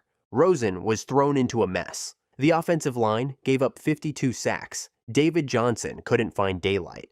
And the play calling was so bad that fans were chanting for change by week 5. The team averaged just 14 points per game, worst in the NFL. Rosen threw 11 touchdowns and 14 interceptions, and routinely looked like a rookie quarterback who'd been handed a broken playbook and a blindfold. Steve Wilks looked lost from the opening whistle, and by midseason it was clear he was just waiting to be fired. The low point? A 40-14 loss to the Chargers in Week 12, where the Cardinals had 5 first downs total. By the end of the season, they ranked dead last in total offense, points scored, and third down conversions. Atlanta Falcons, 1996, 3-13. The 1996 Atlanta Falcons didn't start the fire. They were the fire. They hired head coach June Jones, who brought his pass-heavy run-and-shoot offense to a team that had no real quarterback to run it. Bobby Hebert and Jeff George split time under center. Both were ineffective, and by week 6, George got into a literal shouting match with Jones on the sideline. On national television, that game, they lost 41-10. The team started 0-8, and while they scraped together a few wins late in the year, the damage was done.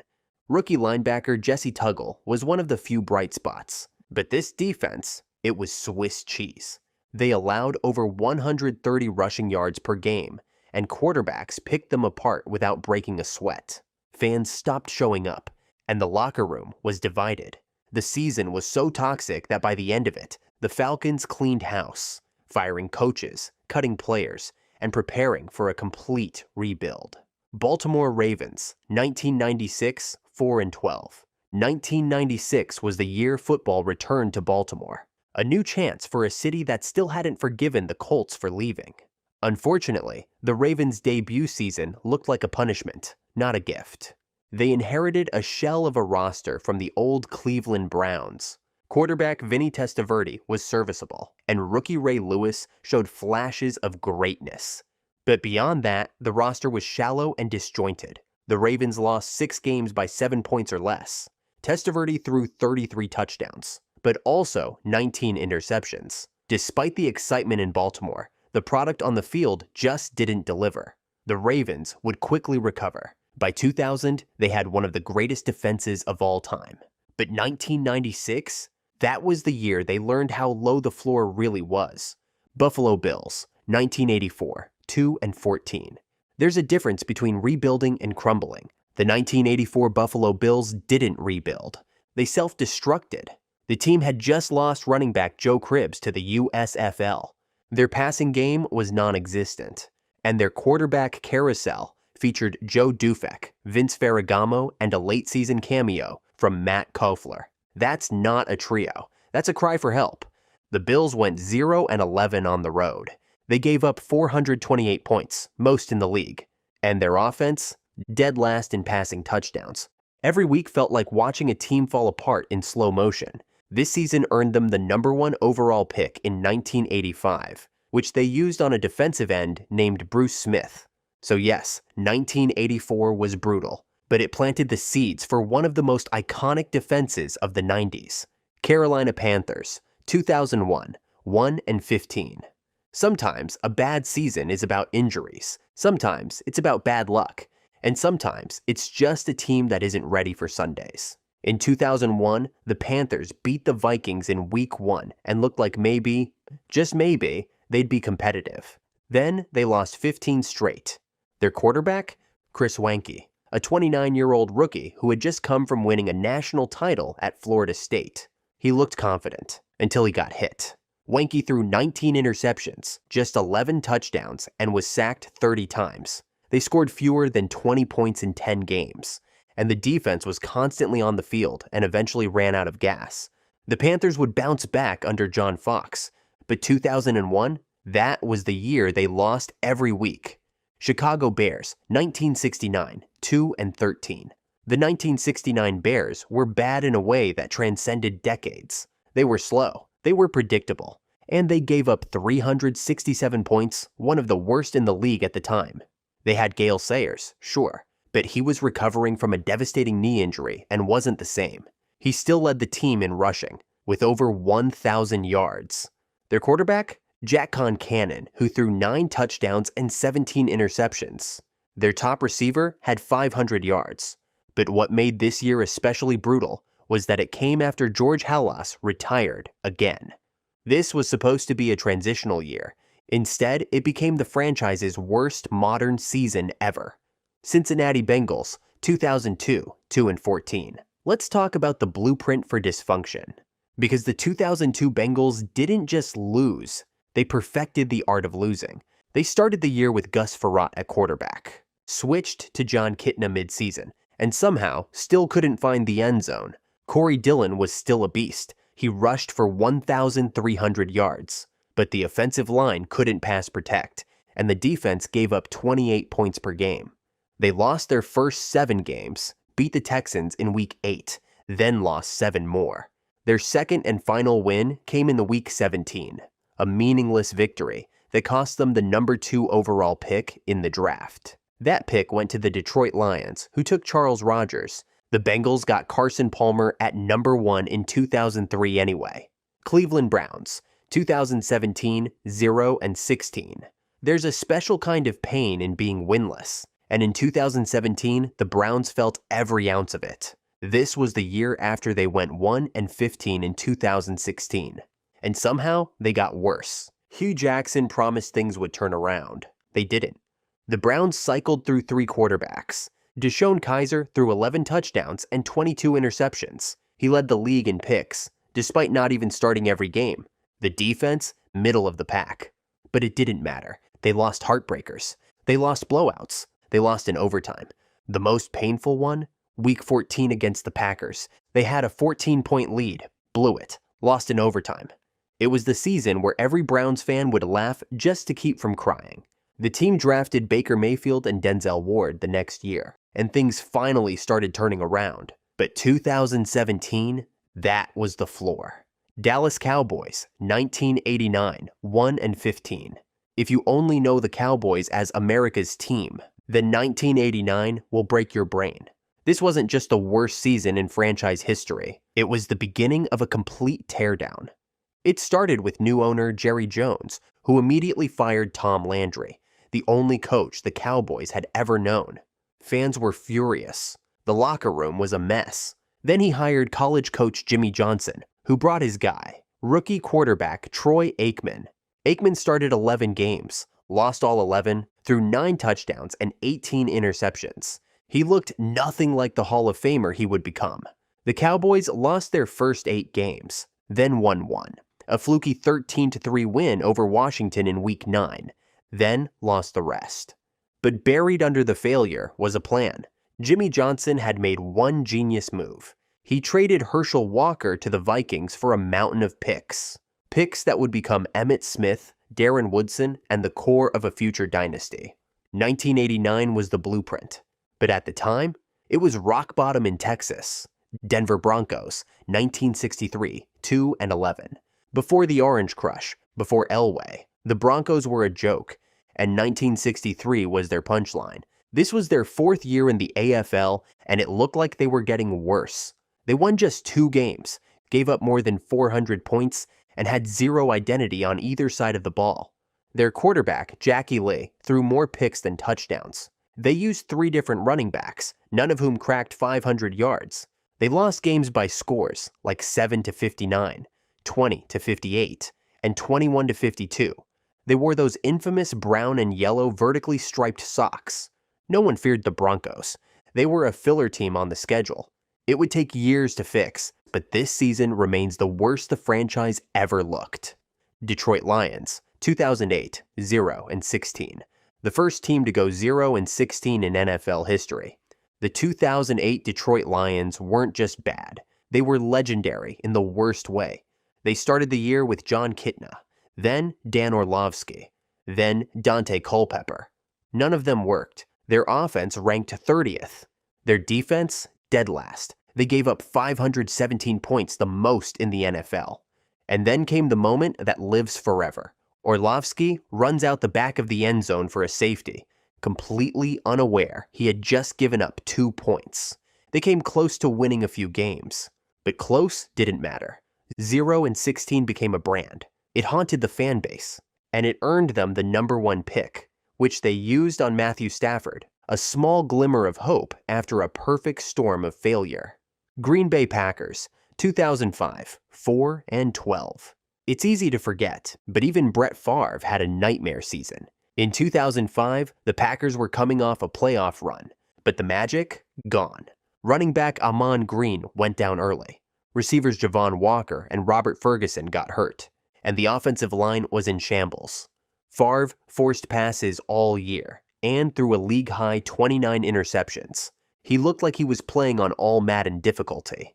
By December, fans were calling for Favre to retire, and behind him, a young backup named Aaron Rodgers was waiting. The Packers weren't just bad, they were aging, unprepared, and stuck between eras. Houston Texans, 2013, 2-14. The Texans had gone 12-4 the year before and made the playoffs, had J.J. Watt in his prime, Matt Schaub at quarterback, Arian Foster still running strong. Then came 2013. When the wheels didn't just fall off, they rolled off a cliff. They started 2-0, then lost 14 straight. Matt Schaub threw pick sixes in 4 consecutive games, an NFL record, and fans booed him so badly, the team benched him for Case Keenum, an undrafted quarterback who couldn't stop the bleeding either. Head coach Gary Kubiak collapsed on the sideline during halftime in Week 9, literally. It was a health scare that forced him to miss games. The team fell apart spiritually. The defense played well, but with no help, they were on the field constantly. J.J. Watt still had 10.5 sacks, but even he couldn't save a team that forgot how to win. Indianapolis Colts, 1991, 1-15. Before Peyton, before Luck, before anything felt stable in Indy. There was this. The 1991 Colts were atrocious. They scored only 143 points the entire season, fewer than 9 points per game. Their quarterback carousel featured Jeff George, Jack Trudeau, and Tom Tupa, who was technically a punter. They had one single win, a 28-27 fluke over the Jets, and that game was so meaningless, even the win felt like a loss. Jeff George, the former #1 overall pick, looked completely overwhelmed. He threw 15 interceptions to just 7 touchdowns. The team was booed relentlessly. The stadium was half empty, and the front office looked like it was run by dartboard decisions. It took years until they would bounce back when they drafted Peyton Manning in 1998. Jacksonville Jaguars, 2020, 1-15. The 2020 Jaguars opened the season with a win. Gardner Minshew looked solid. The defense held up. Then they lost 15 straight. They ranked 30th in defense, 31st in offense. It was so bad that rookie James Robinson, an undrafted running back who rushed for over 1,000 yards, became the team's only real bright spot. The GM was gone, and the team, finally, earned the #1 overall pick. The prize? Trevor Lawrence. In hindsight, the season was a tank job. Kansas City Chiefs, 2012, 2-14. The 2012 Kansas City Chiefs didn't just lose games, they broke hearts. They had Jamal Charles, Dwayne Bowe, and they still went 2-14. Matt Castle was the quarterback, but quarterback is generous. He threw 6 touchdowns and 12 interceptions in 9 starts. The team averaged just 13 points per game. After the season, they cleaned house, brought in Andy Reid, traded for Alex Smith, and started fresh.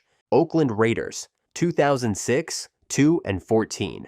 2006 was the year the Raiders broke their own mystique. The silver and black used to mean fear. In 2006, it meant failure. The offense, it scored just 168 points all year, worst in the league. They gave the ball to Lamont Jordan, and he didn't even crack 500 yards. Their quarterbacks were a rotating disaster. They threw only 7 touchdown passes all season. To compare, LaDainian Tomlinson had 28 rushing touchdowns that year. The defense was actually decent, finishing third in yards allowed. But it didn't matter. When your offense is historically unwatchable, you lose a lot. And yet, somehow, the worst was still coming. Because their reward in the draft was Jamarcus Russell. San Diego Chargers, 2000, 1-15. This was a team in crisis. The 2000 Chargers won one game in Week 13 against a Chiefs team that fumbled 5 times. They were led by Ryan Leaf. By this point, was firmly cemented as one of the biggest busts in NFL history. Leaf played just 4 games, threw 18 interceptions and 11 touchdowns, and spent most of the season injured or benched. Their backup? Jim Harbaugh. Yes, that Jim Harbaugh. He went 0-5. The defense wasn't terrible, but it was exhausted. Their one bright spot? Kicker John Carney, who made 30 field goals, which should tell you everything. At the end of the year, they owned the #1 overall pick. They traded it to Atlanta, who took Michael Vick. But the Chargers got LaDainian Tomlinson and Drew Brees in that draft. So yes, 2000 was the bottom of the barrel, but it's also where the rebuild began. St. Louis Rams, 2009, 1-15. One win, and one of the worst rosters in modern NFL history. The 2009 Rams were in freefall. Mark Bulger was at the end of his rope. The offense averaged 10.9 points per game, worst in the league. The defense allowed 27 per game. That's a losing formula in any era. And the only thing keeping them from being completely invisible was Steven Jackson, who somehow rushed for over 1,400 yards on a team that won one game. That win, Week 8 versus the 2-14 Lions. Not exactly a flex. This was year 3 of a total collapse. The team had gone 2-14 in 2008 and would win only 2 games in 2011. The only thing this season earned them was the #1 pick and a new quarterback, Sam Bradford. Miami Dolphins, 2007, 1-15. If there was ever a season where a team should have gone winless, it was this one. They cycled through 3 quarterbacks, Trent Green, Cleo Lemon, and rookie John Beck. They went 14 weeks without a win. Every game felt like deja vu. By week 15, fans weren't just expecting losses. They were cheering for them, hoping for a high draft pick. Then it happened. Week 15 versus the Ravens. Cleo Lemon hits Greg Camarillo for a walk-off overtime touchdown. The Dolphins win and avoid 0-16. That play became their Super Bowl, a 64-yard slant that kept them off the wrong side of history. The only reason they didn't join the 2008 Lions and 2017 Browns as winless teams was one broken coverage in Week 15. Minnesota Vikings, 2011, 3-13. When the Vikings signed Donovan McNabb, fans thought they might get one more flash of greatness. What they got instead was a full-body collapse. McNabb started the year with a 1-5 record. He couldn't move, he couldn't throw deep, and he looked like he was playing the game on a 5-second delay. By week 6, the team benched him for Christian Ponder, a rookie who was not ready. Ponder had a few flashes, but ended the season with 13 touchdowns and 13 interceptions. On defense, things were just as brutal. They gave up more than 28 points per game. Jared Allen had an absurd 22 sacks, but it didn't matter, because the secondary was getting cooked every week. They lost 9 games by a touchdown or less, including a brutal Week 13 meltdown against Tim Tebow's Broncos, where the Vikings gave up 2 touchdowns in the final 3 minutes to lose by 3. Even worse, they wasted another incredible year from Adrian Peterson, who still rushed for 970 yards, despite tearing his ACL and MCL in Week 16. New England Patriots, 1990, 1-15. Before Belichick, before Brady, there was this. The 1990 Patriots were a dumpster fire dipped in molasses. They won just 1 game all year, a 16-14 win over the Colts in Week 2. After that, 14 straight losses. Quarterbacks Mark Wilson and Tom Hodson combined for 9 touchdowns and 21 interceptions. And the coaching staff had no clue how to fix anything. They had no stars, no spark, just an empty stadium and a countdown to the offseason. New Orleans Saints, 1980, 1-15. This is the year the Aints were born. In 1980, the Saints were supposed to compete. They had quarterback Archie Manning. They had some offensive talent. But after a Week 1 collapse, it all unraveled. They started 0-14. Fans began showing up to the Superdome with paper bags over their heads. The team's defense was non-existent, giving up 487 points, the most in the league. They lost by double digits 9 times. They were shut out once, and Archie Manning, despite giving it everything he had, was sacked 47 times. By season's end, the Aints name stuck, and for a decade, the franchise struggled to shake the feeling that they were cursed. New York Giants, 2017, 3-13. This wasn't supposed to happen. The year before, the Giants went 11-5 and made the playoffs. Then, in 2017, everything fell apart in slow motion. Head coach Ben McAdoo lost the locker room in Week 1. Star receiver Odell Beckham Jr. fractured his ankle in Week 5, and somehow managed to turn a Hall of Fame quarterback into a national controversy. Because in Week 13, McAdoo benched Eli Manning, ending his 210th game starting streak to start Geno Smith. And everyone hated it. The move backfired instantly. Fans turned on the team. Ownership panicked. McAdoo and GM Jerry Reese were both fired the next day. The team was so dysfunctional that players were anonymously trashing coaches in the media, from playoff contender to complete implosion in less than 12 months. 2017 was the year the Giants forgot who they were. New York Jets, 2020, 2-14. The Jets weren't just bad in 2020, they were strategically, almost poetically bad. It started with Adam Gase still somehow holding on to a head coaching job. It continued with Sam Darnold trying to run an offense designed to sabotage him. And it ended with the team accidentally winning 2 games and missing out on the #1 pick. That's right. The Jets were the frontrunners to draft Trevor Lawrence all year. They were 0-13. Fans were already buying custom jerseys. Then, in Week 15, they beat the Rams, one of the best teams in the league. Then, they beat the Browns. And in a matter of 7 days, the dream of Lawrence was gone. The Jaguars got him instead. They couldn't even tank correctly. Philadelphia Eagles, 1998, 3-13. This was the end of the line for head coach Ray Rhodes, and the Eagles had completely lost their way. The offense? Flat out embarrassing. They started the year with Bobby Hoying at quarterback. He didn't throw a single touchdown pass all year. They scored the fewest points in the NFL, averaging just 10 points per game.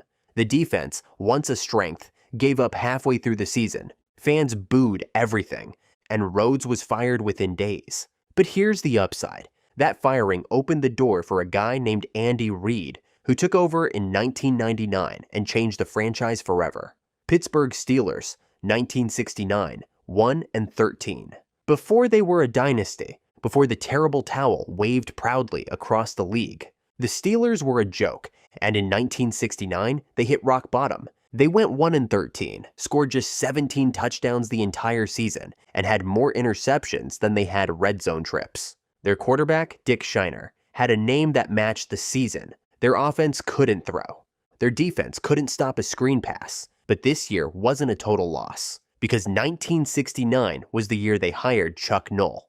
It was also the year they drafted Joe Green, 2 names that would lay the foundation for the Steel Curtain dynasty of the 1970s. So while fans wanted to forget that year, and probably still do, it birthed a culture that would eventually win 4 Super Bowls in 6 years.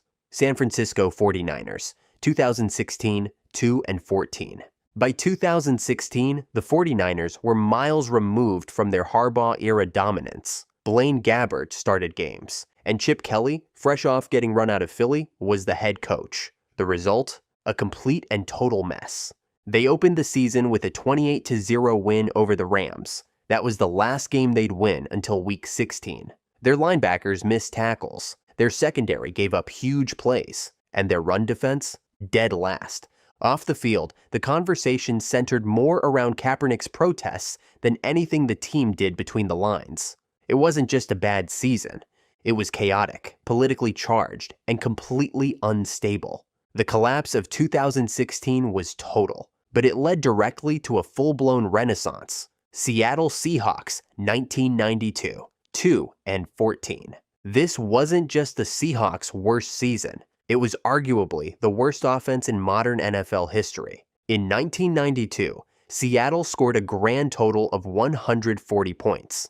That's 8.75 points per game, the lowest for any team in the 16-game era. Their QBs combined for 9 passing touchdowns all season. They were sacked 51 times. And on third down, the team converted just 22% of their attempts. To make matters worse, this wasn't some throwaway expansion roster. The Seahawks had Cortez Kennedy, who was so dominant at defensive tackle that he somehow won Defensive Player of the Year. On a 2-14 team, that's like winning Best Picture for a movie no one saw. Fans stopped showing up. This was Seattle's lowest point, and it would take nearly a decade to crawl back. Tampa Bay Buccaneers, 1976, 0-14. The worst team in NFL history. No debate. The 1976 Tampa Bay Buccaneers went 0-14 in their inaugural season, and it wasn't just the record that made it painful. It was the complete absence of anything functional. They were shut out 5 times. They were outscored 412-125, and they had more turnovers, 37, than they had red zone trips. Quarterback Steve Spurrier did what he could, but he was sacked 33 times. Head coach John McKay summed it up best when asked about his team's execution. "I'm in favor of it." That quote became the season's defining moment. They went on to lose their first 26 games as a franchise, spanning into 1977. Tennessee Titans, 2014, 2-14. 2014 was the year the Titans completely lost their identity. They weren't smash mouth. They weren't flashy. They weren't anything. Their quarterback situation? Mettenberger, a rookie, was sacked 18 times in 6 starts. Locker couldn't stay healthy. Whitehurst looked like a substitute teacher. The team finished 30th in scoring, 29th in defense, and lost 10 of their final 11 games. The lone bright spot? A young tight end named Delaney Walker, who had 890 yards receiving, which on this team felt like 1,500. By season's end, they earned the number 2 overall pick, which they used to draft Marcus Mariota. Washington Redskins, 2013, 3-13. 2012 was electric. Rookie quarterback Robert Griffin III won Rookie of the Year, took Washington to the playoffs, and looked like the future of the league. Then, 2013 happened. RG3 came back too soon from his knee injury. He threw 16 touchdowns and 12 picks, but more importantly, looked like a shell of his rookie self. The offense stagnated. The defense was a disaster, and head coach Mike Shanahan was at war with everyone. By midseason, the locker room had turned on itself. The final record? 3-13. But it felt worse. The front office had no answers. The fans had no hope. And Griffin never fully recovered. 2013 was the moment Washington fans realized they were trapped in a cycle of chaos. Arizona Cardinals, 2008 season, 9-7. This wasn't the best regular season, but it was the Cardinals' best run, and it nearly ended in a championship. In 2008, the Arizona Cardinals went just 9-7 in the regular season, barely winning the NFC West. But once the playoffs started, they caught fire. Behind a resurgent Kurt Warner, dominant performances from Larry Fitzgerald, and a surprisingly tough defense, they became the underdog story of the year. Fitzgerald went on one of the greatest postseason runs ever by a wide receiver, racking up 546 yards and 7 touchdowns in 4 games. The Cardinals knocked off the Falcons, Panthers, and Eagles to reach Super Bowl 43, the franchise's first ever. In the Super Bowl, they went toe-to-toe with the Steelers. Down late, Warner and Fitzgerald connected on a 64-yard go-ahead touchdown that felt like the perfect ending. But Pittsburgh answered with a last-minute drive, capped by Santonio Holmes' iconic toe-tap catch in the corner of the end zone. They didn't win the title, but they changed the way people viewed Cardinals football. That 2008 team didn't just overachieve. They gave Arizona its most unforgettable season in modern NFL history. Atlanta Falcons, 2016, 11-5. This was the year everything clicked until it didn't. In 2016, the Atlanta Falcons had the number 1 scoring offense in the NFL, with Matt Ryan putting together an MVP season and Julio Jones at the peak of his powers. They averaged 33.8 points per game, and steamrolled through the playoffs, dropping 36 on Seattle and 44 on Green Bay to reach Super Bowl 51. Offensive coordinator Kyle Shanahan dialed up a perfect system. Devonta Freeman and Tevin Coleman made up a versatile backfield. The offensive line was dominant, and Ryan threw for 4,944 yards, 38 touchdowns, and just 7 interceptions. Then came the Super Bowl. Atlanta stormed out to a 28-3 lead over the New England Patriots. For 2.5 quarters, it looked like a coronation. But in one of the most painful collapses in sports history, the Falcons gave up 31 unanswered points and lost in overtime. It was devastating, but it was still the most complete team the Falcons have ever had. Explosive, innovative, and just 1 or 2 plays away from immortality. The heartbreak still lingers, but so does the greatness. No Falcons season ever reached those heights or fell from them so sharply. Baltimore Ravens, 2000, 12-4. This wasn't just the Ravens' best season, it was one of the most dominant defensive seasons the NFL has ever seen. In 2000, the Baltimore Ravens finished 12-4, but it wasn't because of a high-powered offense. In fact, they went 5 straight games without scoring a single offensive touchdown midseason, and still made the playoffs comfortably, because their defense was historic. Led by Ray Lewis, the Ravens allowed just 165 points across 16 games, the fewest ever in a 16-game season.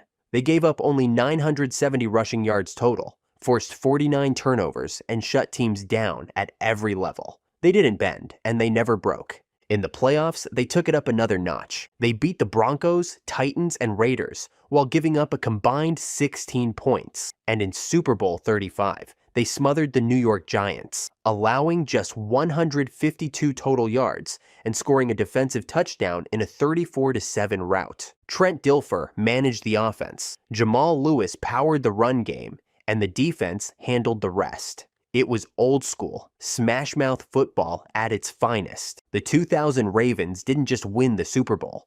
They left no doubt. No Ravens team, before or since, has ever been more feared. Buffalo Bills, 1990, 13-3. This was the year the Bills became a juggernaut and launched one of the greatest runs in NFL history. In 1990, Buffalo went 13-3. Led the league in scoring, and looked unstoppable on both sides of the ball. Jim Kelly ran the no-huddle K-gun offense with surgical speed, spreading defenses thin and letting his weapons go to work. With Thurman Thomas, Andre Reed, and James Lofton, the Bills could beat you any way they wanted.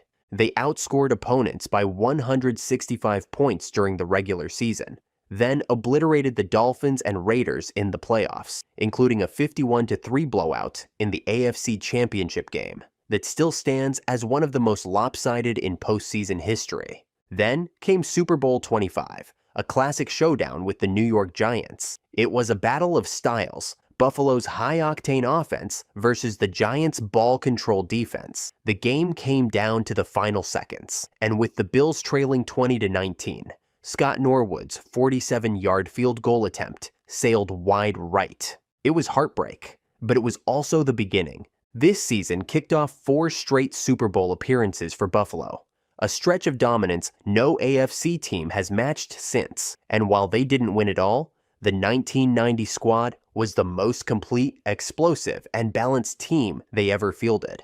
They were 1 kick away from football immortality. Carolina Panthers, 2015, 15-1.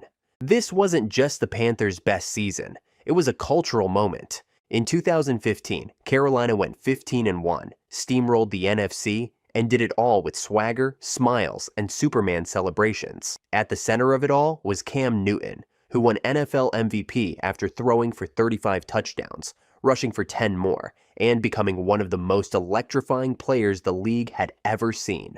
The Panthers had the #1 scoring offense and the #6 scoring defense. They led the league in turnover margin, were nearly unbeatable at home, and won games by an average of 2 touchdowns. But it wasn't just stats, it was the energy. Cam dabbed after touchdowns, the defense fed off the crowd, and every week it felt like Carolina was playing their own brand of football, fast, fearless, and fun. They crushed the Seahawks and Cardinals in the playoffs, punching their ticket to Super Bowl 50. But there, the momentum stopped. Facing a relentless Denver Broncos pass rush led by Von Miller, the Panthers were held to just 10 points and lost 24-10.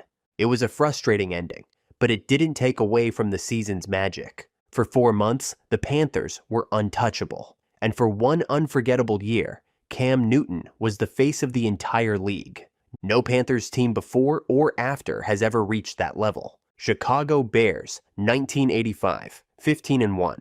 This wasn't just the Bears' best season, it's one of the most iconic teams in NFL history. In 1985, the Chicago Bears finished 15-1 and fielded a defense so dominant, it changed the way football was played. Buddy Ryan's 46 defense attacked from every angle, confusing quarterbacks and overwhelming offensive lines. Led by legends like Mike Singletary, Richard Dent, Dan Hampton, and William the Refrigerator Perry, they allowed just 12.4 points per game and forced 54 turnovers. On offense, they weren't flashy, but they didn't need to be. Walter Payton anchored the ground game, and quarterback Jim McMahon brought leadership and just enough chaos to keep things interesting. Even the team's personality became a storyline. They filmed the Super Bowl Shuffle before the playoffs even started, and they backed it up. In the postseason, the Bears shut out both the Giants and Rams, then crushed the Patriots 46-10 in Super Bowl 20. It was a complete demolition. 7 sacks, 6 turnovers, and a defensive touchdown. No team since has combined dominance, charisma, and intimidation quite like the '85 Bears. They didn't just win the Super Bowl. They became the gold standard for what an all-time great defense looks like. Cincinnati Bengals, 1988, 12-4. This was the season the Bengals came within seconds of winning it all. In 1988, Cincinnati went 12-4 and had the most balanced, explosive offense in franchise history. Quarterback Boomer Esiason won NFL MVP, guiding a no-huddle offense that kept defenses on their heels. With Ickey Woods bulldozing defenses and James Brooks adding versatility out of the backfield, the Bengals were nearly unstoppable. They scored 28 or more points in 10 games, cruised through the AFC, and rode that momentum into the playoffs. After beating the Seahawks and Bills at home, they advanced to Super Bowl 23 to face the San Francisco 49ers. The game was tight the whole way. With just over 3 minutes left, Cincinnati held a 16-13 lead. They were one defensive stop away from their first Super Bowl win. But then came Joe Montana. In one of the most iconic drives in NFL history, Montana led the 49ers 92 yards down the field, hitting John Taylor for the game-winning touchdown with 34 seconds left. It was heartbreak, but it didn't erase the season's brilliance. The 1988 Bengals were fast, physical, and forward-thinking, and even though they came up just short, it remains the most complete team the franchise has ever fielded.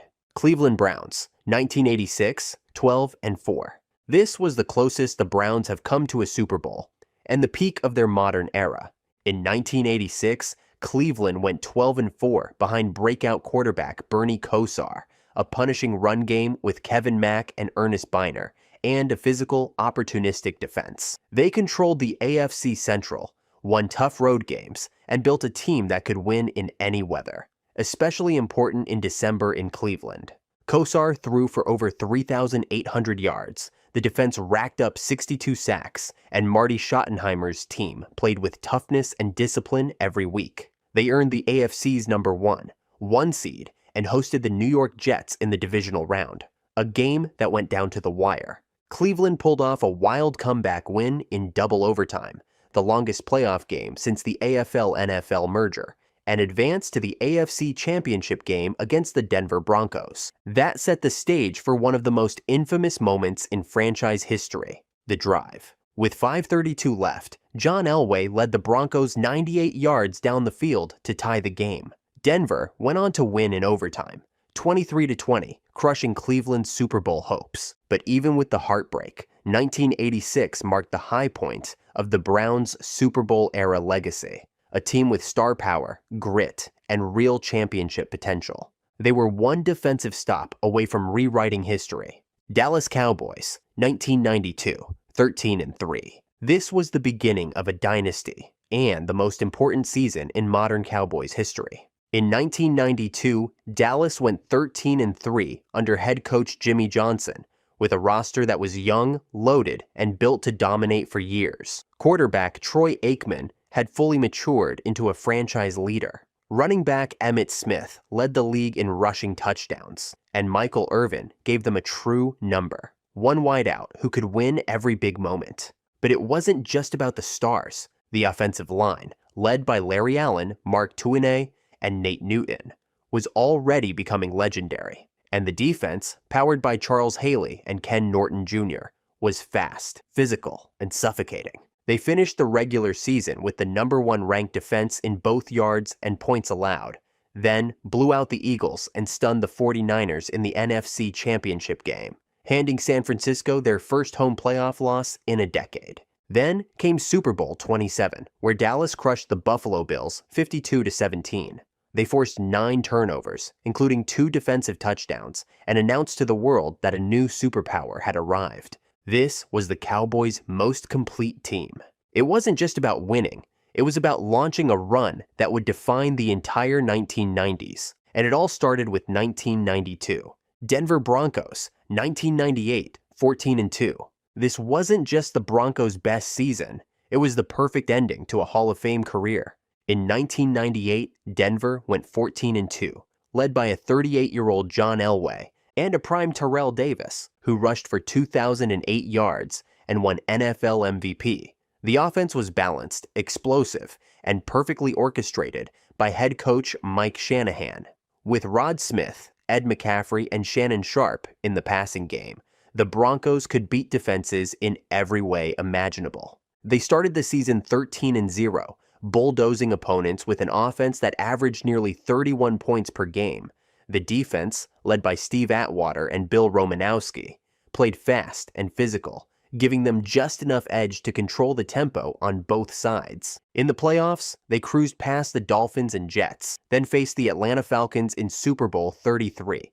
Coached by Elway's former boss, Dan Reeves, Denver dominated, winning 34-19, with Elway throwing for 336 yards and rushing for a touchdown in his final NFL game. He walked off the field a champion, again, and this time there was no more debate. The 1998 Broncos weren't just better than their 1997 title team. They were the most complete team in franchise history, and they gave Elway the fairy tale ending he earned. Detroit Lions, 2023, 12-5.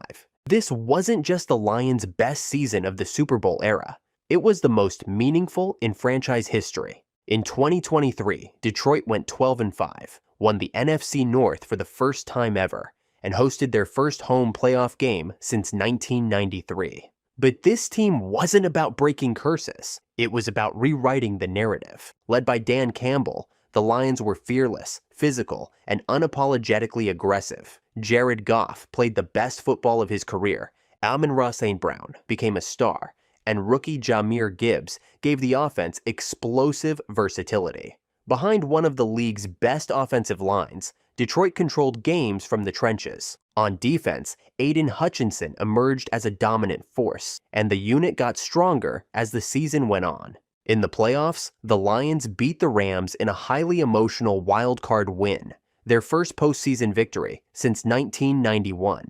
Then, they took down the Buccaneers to reach the NFC Championship game, where they jumped out to a shocking 24-7 halftime lead.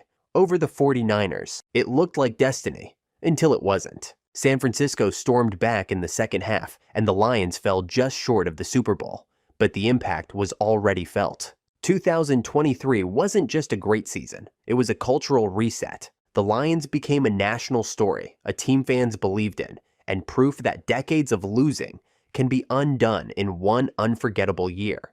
Green Bay Packers, 2010, 10-6. This wasn't their most dominant regular season, but it's the year they ran the table when it mattered most. In 2010, the Packers went 10-6, barely squeaked into the playoffs as the 6th seed, and then did the unthinkable, won 3 straight road playoff games, and hoisted the Lombardi Trophy on the biggest stage. It all started with Aaron Rodgers, who was in complete command of the offense. He threw for over 3,900 yards and 28 touchdowns in the regular season, but he turned it up another level in the postseason. He carved up defenses with pinpoint accuracy, mobility, and poise. including a near-perfect performance against the Falcons in the divisional round. The defense, led by Clay Matthews, Charles Woodson, and B.J. Raji, was opportunistic and physical, forcing turnovers, generating pressure, and getting key stops when needed. In Super Bowl 45, the Packers faced the Pittsburgh Steelers and jumped out to a 21-3 lead. The game tightened late, but Rodgers stayed calm, throwing for 304 yards and 3 touchdowns to earn Super Bowl MVP honors and deliver Green Bay's 4th Super Bowl title. It wasn't a 13-win juggernaut. It was a team that got healthy, hot, and locked in at the perfect time. The 2010 Packers showed that sometimes the best season isn't the cleanest. It's the one where you finish the job. Houston Texans, 2011, 10-6. This was the season the Texans finally broke through.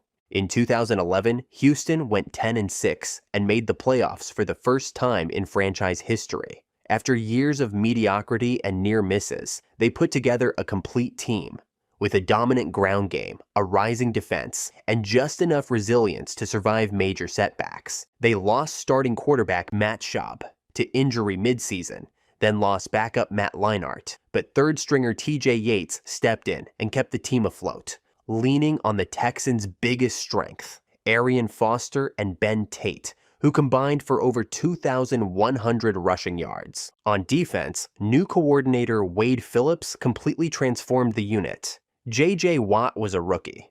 Brian Cushing, Connor Barwin, and Antonio Smith made up one of the NFL's toughest front sevens. They finished the season ranked 2nd in total defense. In the playoffs, the Texans beat the Bengals in the wild card round, with Watt returning an interception for a touchdown in one of the franchise's most iconic moments. They nearly pulled off an upset against the Ravens in the divisional round, but came up just short. Still, 2011 marked a turning point. It was the first time the Texans weren't just in the league, they were part of the conversation. And even though later teams won more games, this was the season that changed everything. Indianapolis Colts, 2006, 12-4. This wasn't Peyton Manning's flashiest season, but it was the one that finally silenced every doubt. In 2006, the Colts went 12-4 behind Manning's precision passing, Marvin Harrison's route-running mastery, and Reggie Wayne's big play ability. Joseph Adai gave them a strong running presence, and the offense finished top 3 in scoring yet again. But for years, the knock on the Colts was the same. Can they win in January? They had lost heartbreaking playoff games to New England and Pittsburgh in the years prior, and 2006 felt like their window might be closing. Then, everything changed. Despite struggling against the run during the regular season, the Colts defense, led by Bob Sanders, Dwight Freeney, and Robert Mathis, flipped the switch in the playoffs. They shut down Larry Johnson in the wild card round, picked off Steve McNair in the divisional, and then faced the ultimate test, Tom Brady and the Patriots in the AFC Championship. Down 21-3, Manning led the biggest comeback of his career, finishing with 349 yards and a trip to the Super Bowl. 2 weeks later, they defeated the Chicago Bears 29-17 in Super Bowl 41, giving Indianapolis its first championship since the Baltimore days, and giving Manning the validation his career needed. 2006 wasn't their most dominant team, but it was the year they finally finished the job. Jacksonville Jaguars, 1999, 14-2. This was the most talented and well-rounded team the Jaguars have ever put on the field, and the closest they've ever come to a Super Bowl. In 1999, Jacksonville went 14-2, earning the best record in the NFL and the top seed in the AFC. Mark Brunell led the offense with poise. Jimmy Smith and Keenan McCardle formed one of the league's most underrated receiving duos, and Fred Taylor was in his prime, explosive, physical, and unstoppable when healthy. But the real surprise came on defense. The Jags finished with the number 4 defense in the league, thanks to impact players like Tony Brackens, Donovan Darius, and Kevin Hardy. They held opponents to just 13 points per game, forced turnovers at a high rate, and dominated time of possession. After beating the Dolphins 62-7 in the divisional round, the final game of Dan Marino's career, the Jaguars were 1 win away from the Super Bowl. But there was one problem: the Tennessee Titans. Tennessee had already handed Jacksonville its only 2 losses during the regular season, and in the AFC Championship, they did it again. The Jags led 14-10 at halftime, but the Titans outscored them 23-0 in the second half and ended Jacksonville's dream season. It was the most complete team in franchise history, and one of the best NFL teams to never reach a Super Bowl. 1999 was as close as they've ever come. Kansas City Chiefs, 2019, 12-4.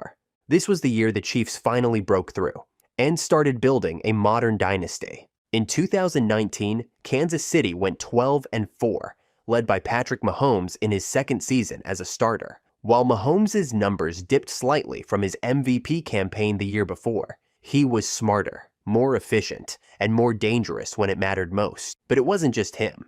Tyreek Hill, Travis Kelce, and Mecole Hardman gave Mahomes a track team at receiver. Damian Williams added burst to the backfield, and the defense under new coordinator Steve Spagnuolo finally turned the corner, with Tyrann Mathieu, Chris Jones, and Frank Clark stepping up in the postseason. After falling behind 24-0 to the Texans in the divisional round, the Chiefs exploded for 51 points, erasing the deficit in a single quarter. They followed that up with a comeback win over the Titans in the AFC Championship, earning their first trip to the Super Bowl in 50 years. In Super Bowl 54, they faced the 49ers and entered the fourth quarter down 20-10. But Mahomes delivered, engineering 3 straight touchdown drives to win 31-20 and capture Kansas City's first Lombardi trophy since 1970. It wasn't just about winning a title. It was about changing the identity of the franchise. 2019 made the Chiefs a destination, Mahomes a legend, and Kansas City a threat for years to come. Las Vegas Raiders, 1983, 12-4.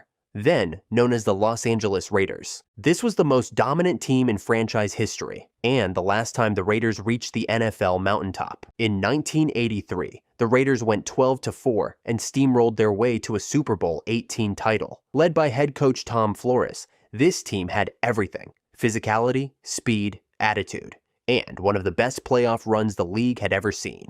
Quarterback Jim Plunkett managed the game with poise, while Marcus Allen gave them a true superstar. Allen rushed for over 1,700 total yards that season, then delivered one of the greatest performances in Super Bowl history, including his legendary 74-yard touchdown run, where he reversed field and outran the entire Washington defense. On defense, the Raiders were violent and opportunistic. Howie Long, Lyle Alzado, and Matt Millen anchored a unit that played fast and mean.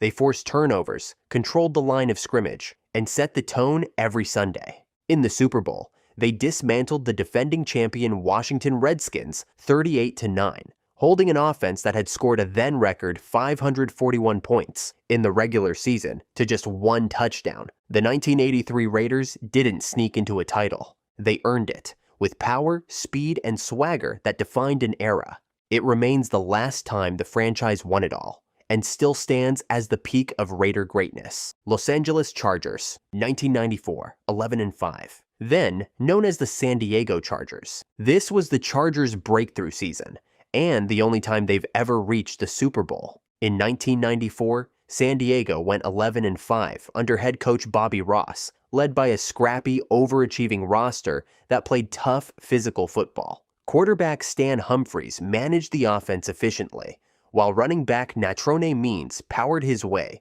to over 1,300 rushing yards, giving the team its offensive identity. But it was the defense and special teams that made this team dangerous. Linebacker Junior Seau was the heart and soul of the franchise, flying around the field, making clutch plays, and setting the tone with unmatched energy and leadership. The Chargers didn't blow teams out.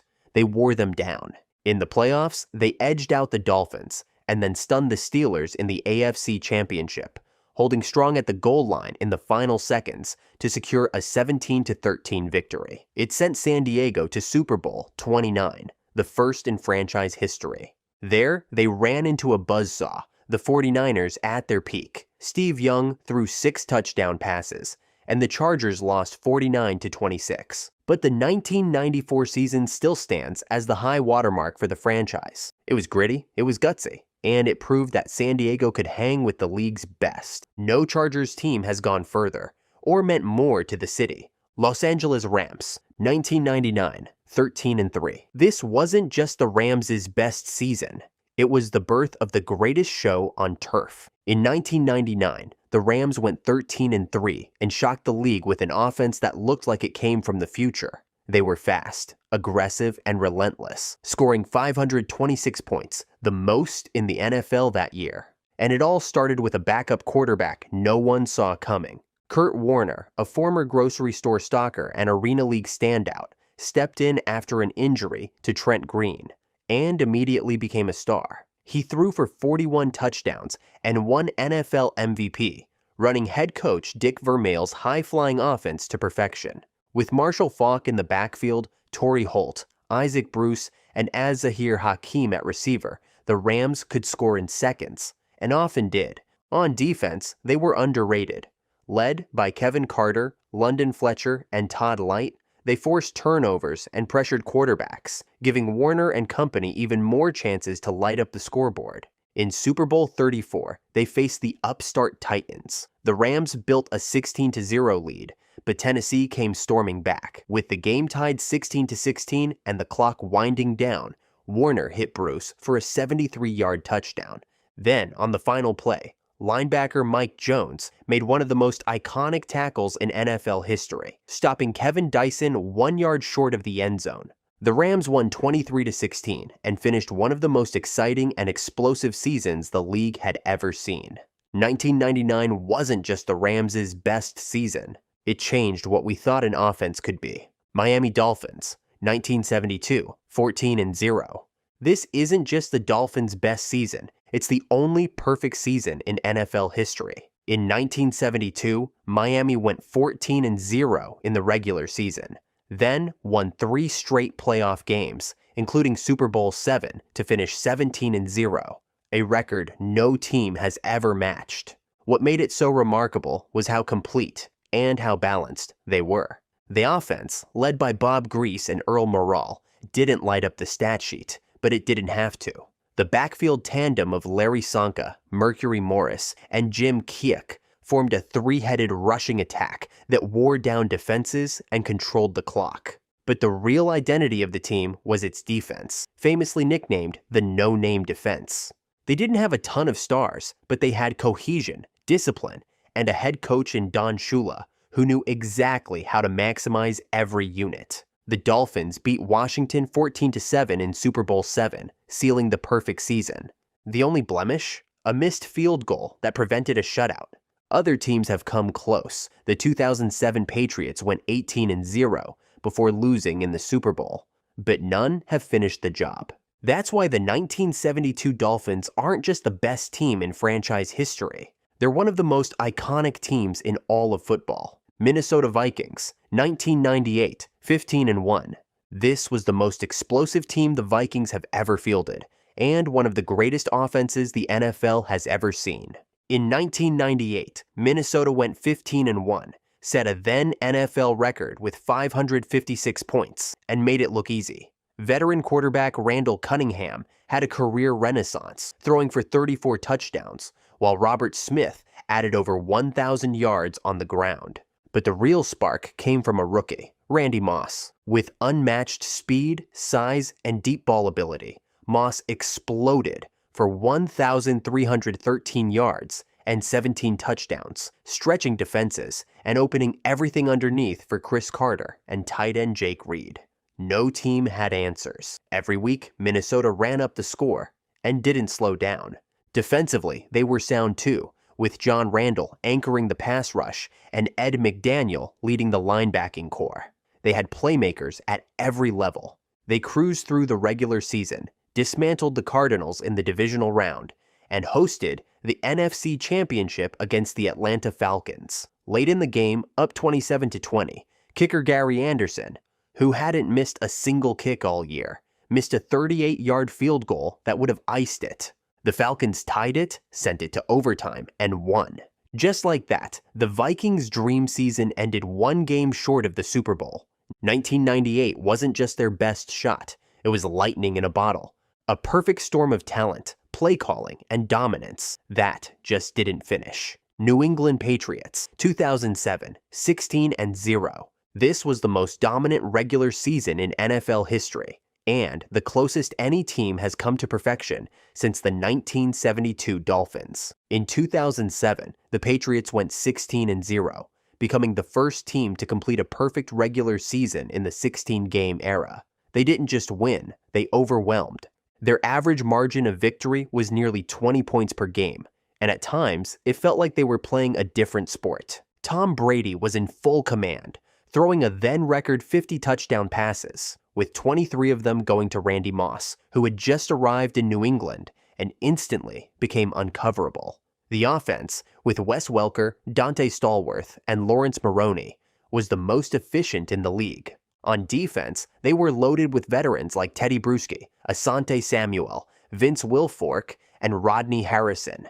They didn't bend, they didn't break, they just suffocated teams and gave the ball back to Brady. They blew through the playoffs, beating the Jaguars and Chargers to reach Super Bowl 42, where they were heavy favorites against the New York Giants. Then, the unthinkable happened. The Giants pressured Brady all night, and with less than 3 minutes left, Eli Manning escaped a sack and hit David Tyree for the now famous helmet catch. The Giants scored the go-ahead touchdown soon after, and New England's perfect season was gone. Just 35 seconds from immortality, it ended in heartbreak. But the 2007 Patriots remain the most feared, unstoppable version of the franchise, and arguably the greatest team to never win it all. New Orleans Saints, 2009, 13-3.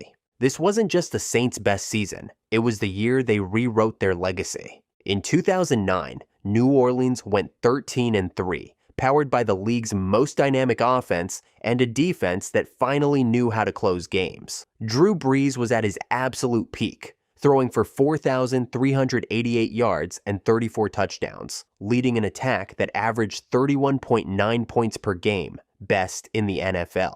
Brees had weapons everywhere: Marquez Colston, Devery Henderson, Robert Meekum, and Reggie Bush, with Pierre Thomas balancing out the backfield. Head coach Sean Payton called the shots with fearless creativity, going for it on fourth down, dialing up trick plays, and keeping defenses off balance. But the biggest difference was the defense. Under new coordinator Greg Williams, the Saints forced a league-high 39 turnovers, led by Darren Sharper's 9 interceptions. It wasn't a lockdown unit. It was opportunistic, aggressive, and timely. They started the season 13-0, then rested starters after locking up the number 1 seed. In the playoffs, they crushed the Cardinals and survived an overtime thriller against the Vikings to reach Super Bowl 44. There, they faced the Colts and Peyton Manning.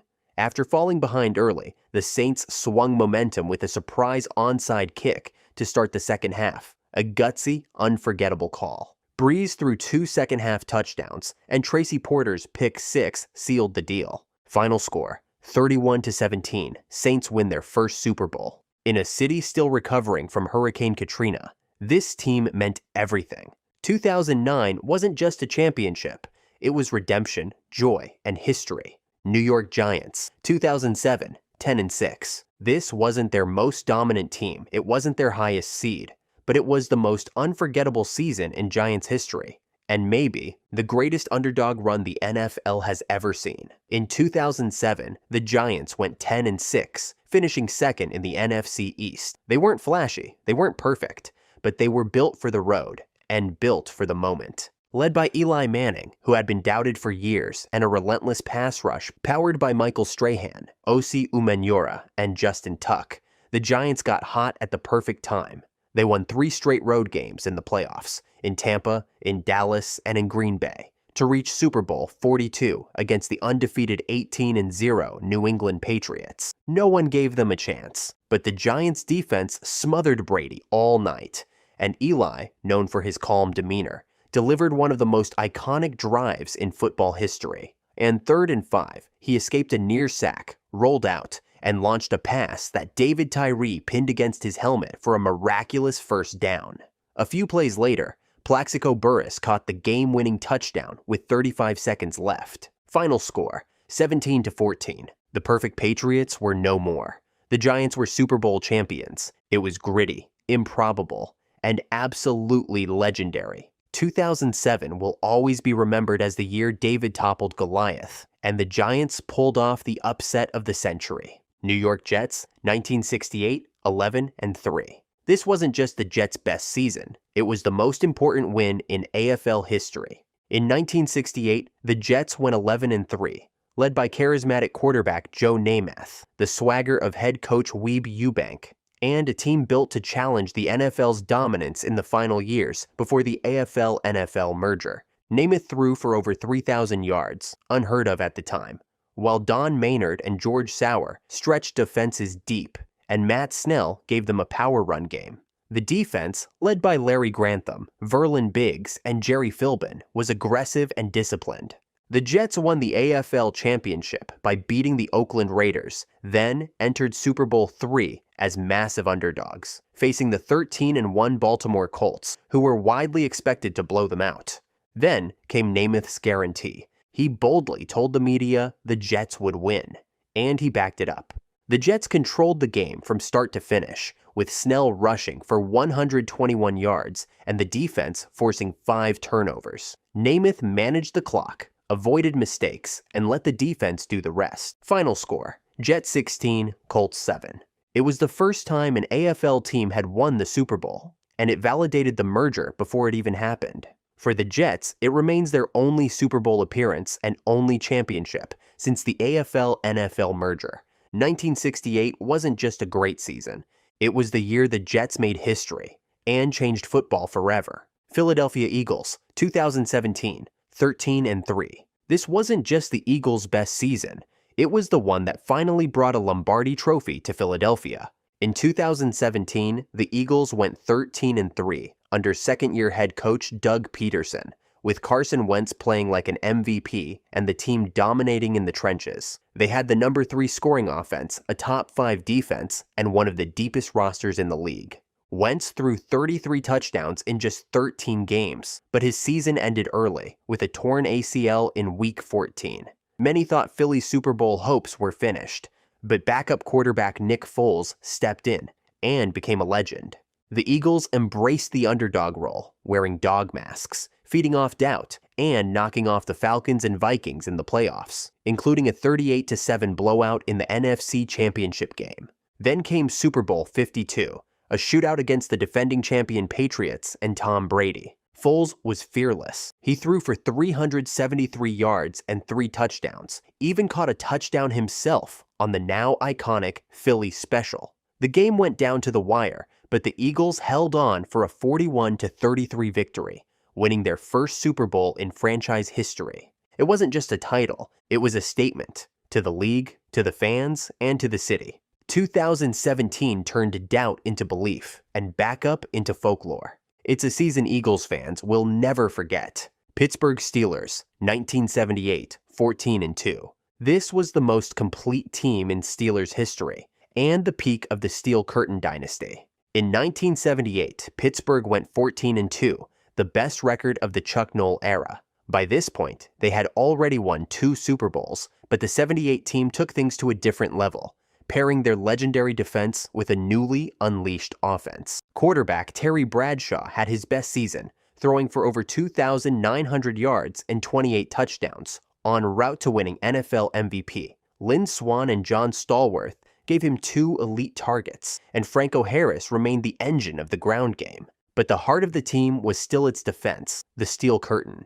With Mean Joe Green, Jack Lambert, Mel Blount, and Jack Ham, Pittsburgh led the league in interceptions and ranked top 5 in every major defensive category. They hit hard, played fast, and intimidated everyone in their path. They cruised through the playoffs, defeating the Broncos and Oilers, and then faced the Dallas Cowboys in Super Bowl 13, a rematch of their 1976 showdown.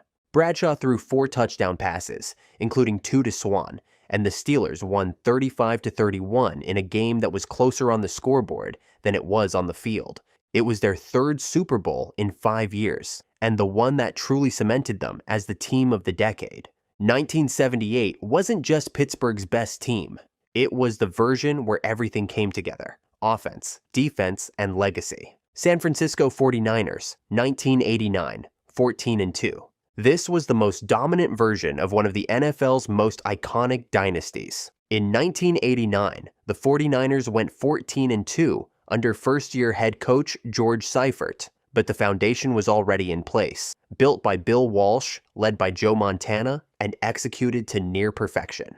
Montana had his best season, throwing for 3,521 yards, 26 touchdowns, and just 8 interceptions. He won NFL MVP, running the West Coast offense with surgical precision. His connection with Jerry Rice, who had over 1,400 receiving yards and 17 touchdowns, was unstoppable. Roger Craig added over 1,500 scrimmage yards, and the offensive line gave Montana all day to throw.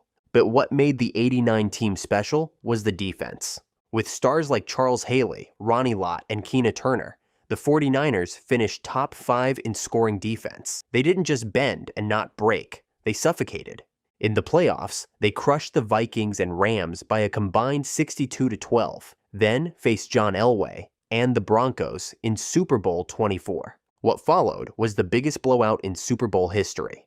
Montana threw 5 touchdown passes, and the 49ers won 55-10. A flawless 60-minute masterpiece that left no doubt. They became the first team to win 4 Super Bowls with the same quarterback, and the 1989 version was the most complete, most balanced, and most dominant of them all. Seattle Seahawks, 2013, 13-3. This was the year the Seahawks went from rising contender to full-blown powerhouse and delivered one of the most dominant Super Bowl performances of all time. In 2013, Seattle went 13-3, powered by the league's #1 defense, a relentless ground game, and the poise of second-year quarterback Russell Wilson. On offense, they didn't overwhelm with stats. They controlled the clock, made big plays when needed, and let the defense take care of the rest. Marshawn Lynch ran for over 1,200 yards and 12 touchdowns, bringing a physical, punishing style that wore defenses down.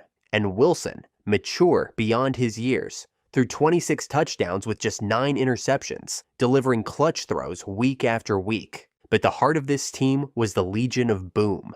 With Richard Sherman, Earl Thomas, Cam Chancellor, and Byron Maxwell, the Seahawks secondary shut down elite receivers and punished anyone who came across the middle. The defense forced 39 turnovers, allowed the fewest points and yards in the league, and suffocated opposing quarterbacks with a fierce pass rush led by Michael Bennett and Cliff Avril. In the playoffs, Seattle took down Drew Brees and the Saints, then beat the 49ers in an unforgettable NFC championship, sealed by Sherman's deflection in the end zone. Then came Super Bowl 48. Facing Peyton Manning's record-breaking Broncos offense, Seattle didn't just win, they annihilated them. From the opening safety to the final whistle, it was a 43-8 blowout that showcased one of the most complete teams ever assembled. 2013 wasn't just the Seahawks' best season. It was a blueprint for dominance, built on speed, swagger, and suffocating defense. Tampa Bay Buccaneers, 2020, 11-5. This wasn't just Tampa Bay's best season, it was the most transformative in franchise history. In 2020, the Buccaneers went 11-5, ending a 13-year playoff drought in their first season with Tom Brady under center. At 43 years old, Brady brought not just elite quarterback play, but a championship mentality, and immediately turned the Bucs into contenders. The offense was loaded. Mike Evans, Chris Godwin, Antonio Brown, and Rob Gronkowski gave Brady endless weapons. Leonard Fournette and Ronald Jones anchored the ground game.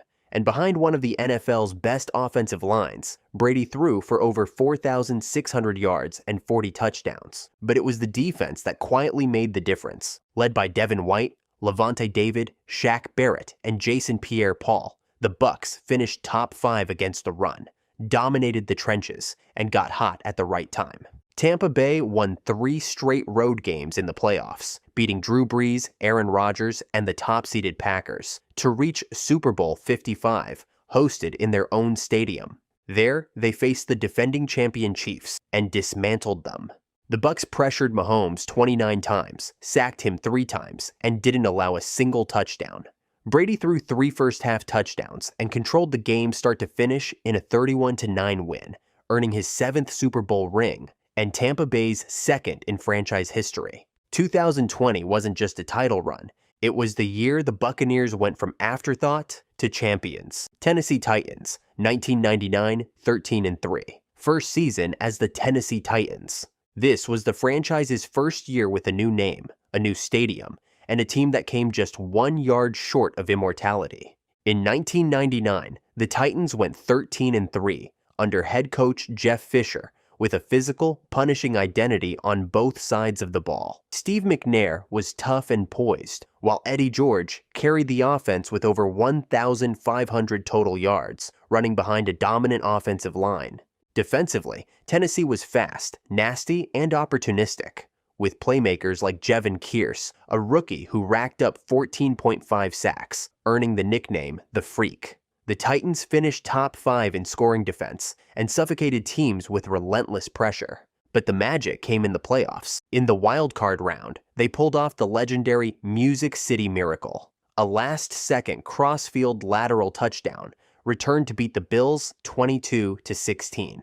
That moment sparked a run that continued through the Colts and Jaguars, propelling the Titans to Super Bowl 34 against the high-powered St. Louis Rams. The game came down to the final play. With 6 seconds left and the Titans trailing 23-16, McNair hit Kevin Dyson on a slant, and he raced toward the goal line.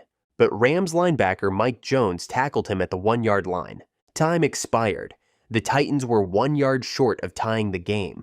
It was heartbreak. But it was also the greatest season in franchise history. 1999 wasn't just about a near title. It was about grit, belief, and a team that left everything on the field. Washington Commanders, 1991, 14-2. This wasn't just Washington's best team. It's one of the most underrated championship squads in NFL history. In 1991, Washington went 14-2 under legendary head coach Joe Gibbs, dominating opponents with ruthless efficiency on both sides of the ball. They outscored teams by 261 points, led the NFL in scoring, and trailed for fewer minutes than any team in modern league history. Quarterback Mark Rypien threw for over 3,500 yards and 28 touchdowns, connecting with Art Monk, Gary Clark, and Ricky Sanders, the trio known as the Posse. Running back Ernest Biner provided balance, and the offensive line, the Hogs, gave Rypien all the time he needed. Defensively, they were just as good. Led by Darrell Green, Wilbur Marshall, and Charles Mann, Washington finished top 5 in scoring defense and created turnovers in bunches. They started the season 11-0, finished 14-2, and cruised through the playoffs, blowing out the Falcons and crushing the Lions 41-10 in the NFC Championship. In Super Bowl 26, they overwhelmed the Buffalo Bills 37-24, with Rypien earning MVP honors. Washington didn't just win, they dominated from week 1 to the final whistle. No drama, no missed kicks, no miracle drives, just pure, complete football. 1991 was the franchise at its absolute peak. A team so good, it often gets forgotten because it made winning look easy. If you enjoyed this, I'm going to be posting a lot here, so it would mean a lot if you subscribed. Thanks for watching.